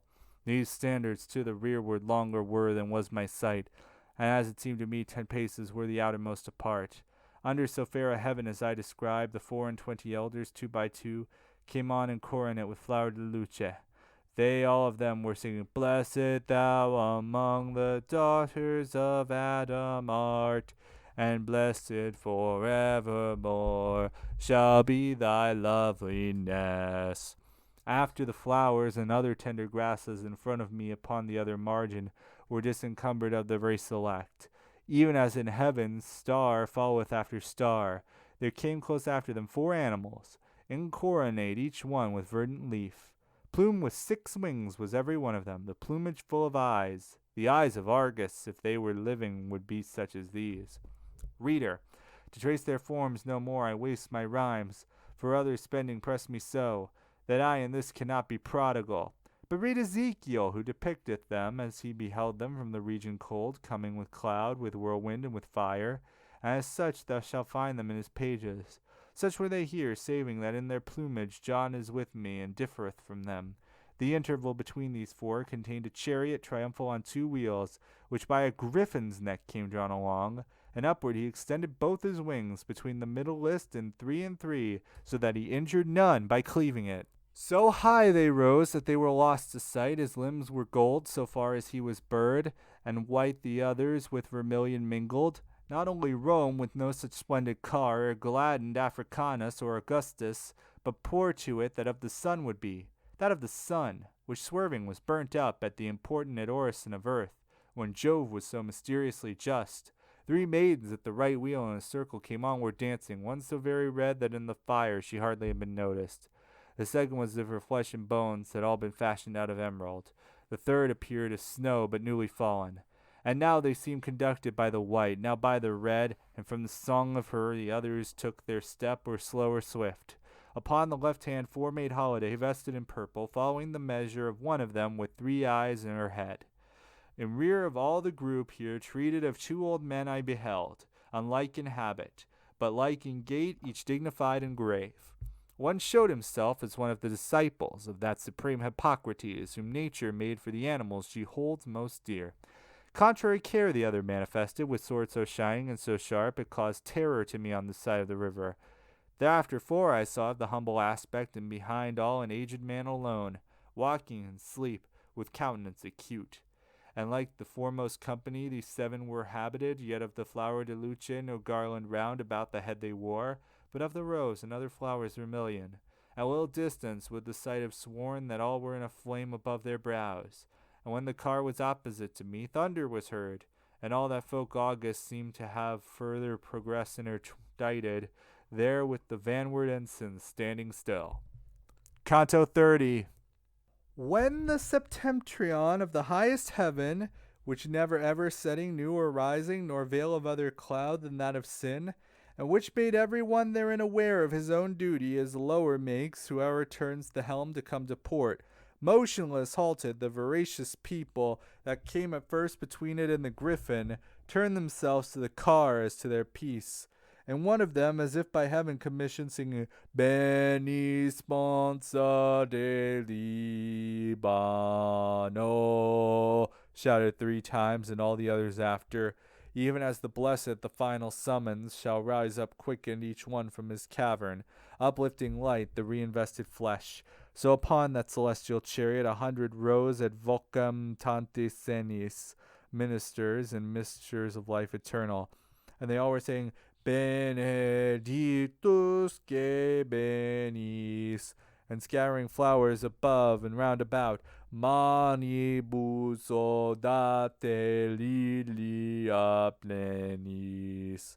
Ere now I have beheld, as day began, the eastern hemisphere all tinged with rose, and the other heaven with fair serene adored, and the sun's face uprising overshadowed, so that by tempering influence of vapors, for a long interval the eye sustained it. Thus in the bosom of a cloud of flowers, which from those hands angelical ascended, and downward fell again inside and out, over her snow-white veil with olive synced, appeared a lady under a green mantle, vested in color of the living flame.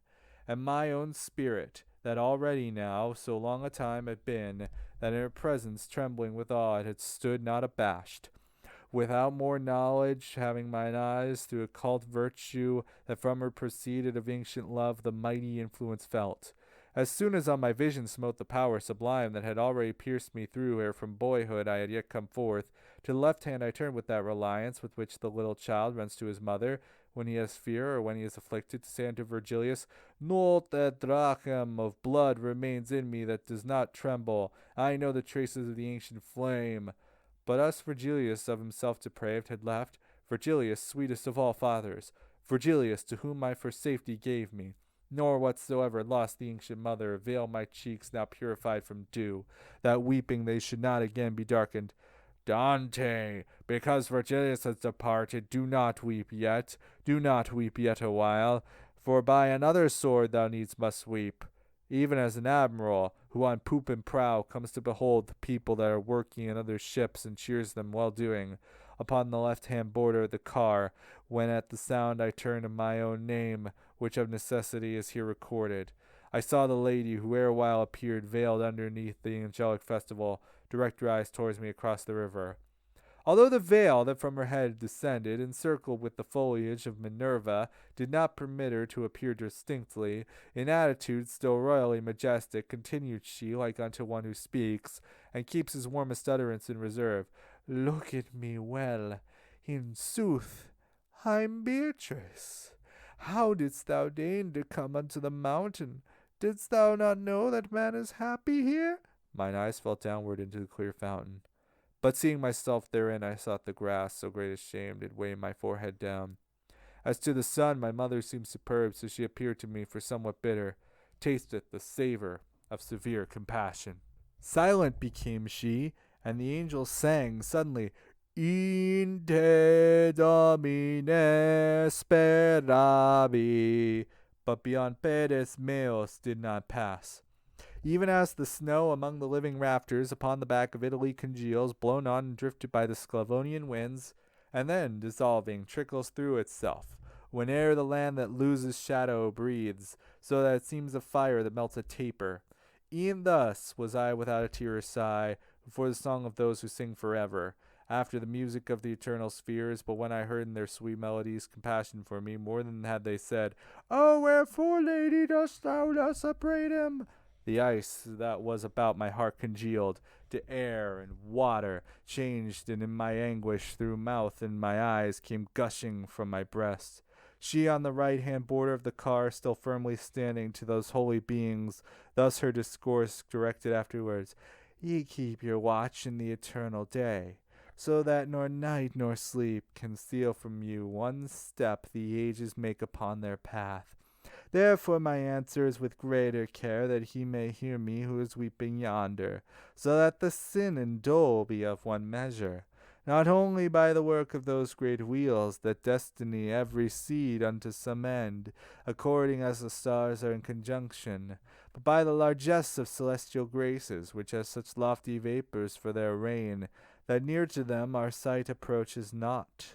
Such as had this man become in new life, potentially, that every righteous habit would have made admirable proof in him. But so much more malignant and more savage becomes the land untilled and with bad seed, the more good earthy vigor it possesses. Sometime did I sustain him with my look, revealing unto him my youthful eyes. I led him with me turned in the right way. As soon as ever of my second age, I was upon the threshold and changed life. Himself from me he took and gave to others, when from the flesh to spirit I ascended, and beauty and virtue were in me increased, and I was to him less dear and less delightful. And into ways untrue he turned his steps, pursuing the false images of God that never any promises fulfill, nor prayer for inspiration me availed, by means of which in dreams and otherwise I called him back, so little did he heed them. So low he fell that all appliances for his salvation were already short, save showing him the people of perdition. For this I visited the gates of death, and unto him who so far up has led him, My intercessions were with weeping borne. God's lofty fiat would be violated if Letha should be passed, and if such viands should taste it be, without in any scot of penitence that gushes forth in tears. Canto XXXI.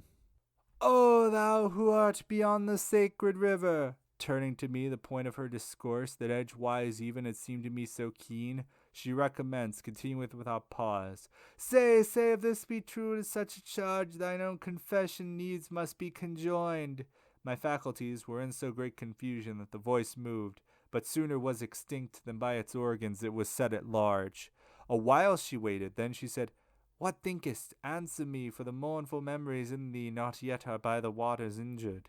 Confusion and dismay together mingled for such a yes from out my mouth, that sight was needful to the understanding of it, even as a crossbow breaks when 'tis discharged too densely drawn the bowstring and the bow, and with less force the arrow hits its mark. So I gave way beneath that heavy burden, now pouring in a torrent sears and sighs, and the voice flagged upon its passage forth. Once she to me, In those desires of mine which lead thee to the loving of that good, beyond which there is nothing to aspire to, what trenches lying traversed, or what chains didst thou discover that of passing onwards, thou shouldst have thus despoiled thee of hope? And what allurements or what vantages upon the forehead of the other showed that thou shouldst turn thy footsteps unto them? After the heaving of a bitter sigh, hardly had I the voice to make respond, and with fatigue my lips did fashion it. Weeping, I said, The things the present were, with their false pleasure, turned aside my steps, soon as your countenance concealed itself. And she, Shouldst thou be silent, or deny what thou confess, not less manifest would be thy fault, by such a judge 'tis known. But when from one's own cheeks comes bursting forth the accusal of the sin in our tribunal, against the edge the wheel doth turn itself. But still that thou mayest feel greater shame for thy transgression, hearing another time, hearing the sirens, thou mayest be more strong. Cast down the seed of weeping and attend, so shalt thou hear how in an opposite way my buried flesh should have directed thee. Never to thee presented out of nature pleasure so great as the fair limbs wherein I was enclosed, which scattered are in earth. And if the highest pleasure doth indeed fail thee, by reason of my death, what mortal thing should then have drawn thee into its desire? Thou oughtest verily at the first shaft of things fallacious to have risen up, to follow me who was no longer such. Thou oughtest not to have stooped thy pinions downward, or to wait further blows, or little girl, or the other vanity of such brief use. The callow birdlet waits for 2 or 3, but to the eyes of those already fledged, in vain the net is spread, or shaft is shot. Even as children, silent in their shame, stand listening with their eyes upon the ground and conscious of their fault and penitent, so was I sitting, and she said, If thou in hearing sufferest pain, lift up thy beard, and thou shalt feel a greater pain in seeing. With less resistance is a robust home uprooted either by native wind, or else by that from regions of Yarbus. Then I upraised at her command my chin, and when she by the beard the face demanded, well I perceived the venom of her meaning. And as my countenance was lifted up, mine eyes perceived those creatures beautiful had rested from the strewing of the flowers. And still but little reassured, mine eyes saw Beatrice turn round towards the monster that is one person only in 2 natures. Neath her veil, beyond the margin green, she seemed to me far more ancient self to excel than others here when she was here. So pricked me then the thorn of penitence, that of all other things, the one which turned me most to its love became the most my foe. Such self-conviction stung me at the heart, o'erpowered I fell, and what I then became, she knoweth who had furnished me the cause. Then when the heart restored my outward sense, the lady I had found alone above me I saw, and she was saying, Hold me, hold me. Up to my throat she in the stream had drawn me, and dragging me, moving behind her, she was moving upon the water lightly as a shuttle. When I was near unto the blessed shore, Asperges me, I heard so sweetly sung. Remember I cannot, much less write it. The beautiful lady opened wide her arms, embraced my head, and plunged me underneath, where I was forced to swallow of the water. Then forth she drew me, and all dripping brought, and to the dance of 4 beautiful, and each one with her arm did cover me. We here are nymphs, and heaven are stars, ere Beatrice descend into the world. We as her handmaids will appoint her. will lead thee to arise, but o'er the pleasant light within them is, shall sharpen thine the three beyond, who more profoundly look. Thus singing they began, and afterwards into the griffin's breast they led me with them, where Beatrice was standing turned towards us. See that thou dost not spare thine eyes, they said. Before the emeralds have we stationed thee, whence love aforetime drew for his weapons. 1,000 longings, hotter than the flame, fastened mine eyes upon those reluctant, that still upon the griffin steadfast stayed. As in a glass the sun, not otherwise, within them was the twofold monster shining, now with the one, now with the other nature. Think, reader, if within myself I marveled, when I beheld the thing itself stand still, and its image had transformed itself, while with amazement filled and jubilant my soul was tasting of the food that while it satisfies us makes us hunger for it, themselves revealing of the highest rank and bearing did the other three advance, singing their angelic saraband. Turn, Beatrice, O turn thine holy eyes, such was their song, unto thy faithful one, who has to see thee take so many steps. In grace to us the grace that thou unveil, thy face to him, so that he may discern the second beauty which thou dost conceal. O splendor of the living light eternal! Who underneath the shadow of Parnassus has grown so pale, or drunk so at its cistern? He would not seem to have his mind uncumbered, striving to paint thee as thou didst appear, where the harmonious heaven o'ershadowed thee, when in the open air thou didst unveil. Canto XXXII. So steadfast and attentive were mine eyes in satisfying their decennial thirst, that all my other senses were extinct, and upon this side, and on that they had walls of indifference, so the holy smile drew them unto itself with the old net, when forcibly my sight was turned away, so as my left hand by those goddesses, because I heard from them too intently, and that condition of the sight which is in the eyes, but lately smitten by the sun, bereft me of my vision some short while. But to the less, when sight reshaped itself, I say the less in reference to the greater splendor from which perforth I had withdrawn. I saw upon its right wing wheeled about the glorious host returning with the sun, and with the sevenfold flames upon their faces. As underneath its shields to save itself a squadron turns, and with its banner wheels. Before the whole thereof can change its front, that solid jury of the celestial kingdom which marched in advance had wholly passed us, before the chariot had turned its pole. Then to the wheels the maidens turned themselves, and the griffin moved his burden benedict, but so not a feather of him fluttered. The lady fair who drew me through the ford followed with Statius and myself the wheel which made its orbit with the lesser arc. So passing through the lofty forest vacant, by fault of her who in the serpent trusted, angelic music made our steps keep time. Perchance as great a space had in 3 flights an arrow loosened from the string o'erpassed, as we had moved when Beatrice descended. I heard them murmur together, Adam? Then circled they about a tree despoiled of blooms and other leafage on each bough. Its tresses, which so much the more dilate, as higher they ascended, had been by Indians among their forests marveled at for height. Blessed art thou, O Griffin, who dost not pluck with thy beak these branches sweet to taste, since appetite by this was turned to evil. After this fashion round the tree robust the others shouted, and the twofold creature, Thou shouldst preserve the seed of all the just.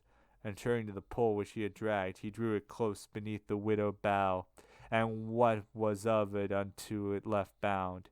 In the same manner as our trees, when downward falls the great light, with that together mingled, which after the celestial lasca shines, begin to swell, and then renew themselves, each one with its own color, ere the sun harnesses steeds beneath another star. Less than rose, and more than violent a hue disclosing, was renewed the tree, that had erewhile its bough so desolate. I never heard, nor here below is sung, the hymn which afterward that people sang. Nor did I bear the melody throughout. Had I the power to paint how fell asleep those eyes compassionless of Syrinx hearing, those eyes to which more watching cost so dear. Even as a painter who from model paints I would portray how I was lulled to sleep, he may who well can picture drowsyhood. Therefore I pass to what time I awoke, and say a splendor rent from the veil of slumber, and of calling, Rise, what dost thou? As to behold the apple tree in blossom, which makes the angels greedy for its fruit, and keeps perpetual bridals in heaven. Peter and John and James conducted her, and overcome recovered at the word by which still greater slumbers have been broken, and saw their school diminished by the loss not only of Elias but of Moses, and the apparel of their master changed. So I revived, and saw that piteous one above me standing, who had been conductress aforetime of my steps beside the river. In all doubt I said, Where's Beatrice? And she, Behold her seated underneath, the leafage new upon the root of it. Behold the company that circles her. The rest behind the griffin are ascending with more melodious song, and more profound. And if her speech were more diffuse I know not, because already in my sight was she who from the hearing of aught else had shut me. Alone she sat upon the very earth, left there as guardian of the chariot which I had seen the biform monster fasten. Encircling her a cloister made themselves, the 7 nymphs with those lights in their hands, which are secure from Aquilon and Auster. Short while shalt thou be here a forester, and thou shalt be with me for evermore, citizen of that Rome where Christ is Roman. Therefore, for that world's good which liveth ill, fix on the car thine eyes, and what thou seest having returned to earth, take heed thou write. Thus Beatrice, and I, who at the feet of her commandments all devoted was, my mind and eyes directed where she willed. Never descended with so swift a motion fire from a heavy cloud when it is raining from out the region which is most remote. As I beheld, the bird of Jove descended down through the tree, rending away the bark, as well as blossoms and the foliage new. And he with all his might the chariot smote, whereat it reeled like a vessel in a tempest, tossed by the waves now starboard and now larboard. Thereafter I saw leap into the body of a triumphal vehicle a fox, that seemed unfed by any wholesome food. Before his hideous sins upbraiding him, my lady put him to as swift as flight, as such a fleshless skeleton could bear. Then by the way that it before had come, into the chariot's chest I saw the eagle descended, and leave it feathered with his plumes. As such as issues from a heart that mourns, a voice from heaven there issued and said, My little bark, how badly thou art frightened. Methought then that the earth did yawn between both wheels, and I saw rise from it a dragon, who through the chariot upward fixed his tail, and as a wasp that draweth back its sting, drawing into himself its tail malign, drew out the floor, and went his way rejoicing.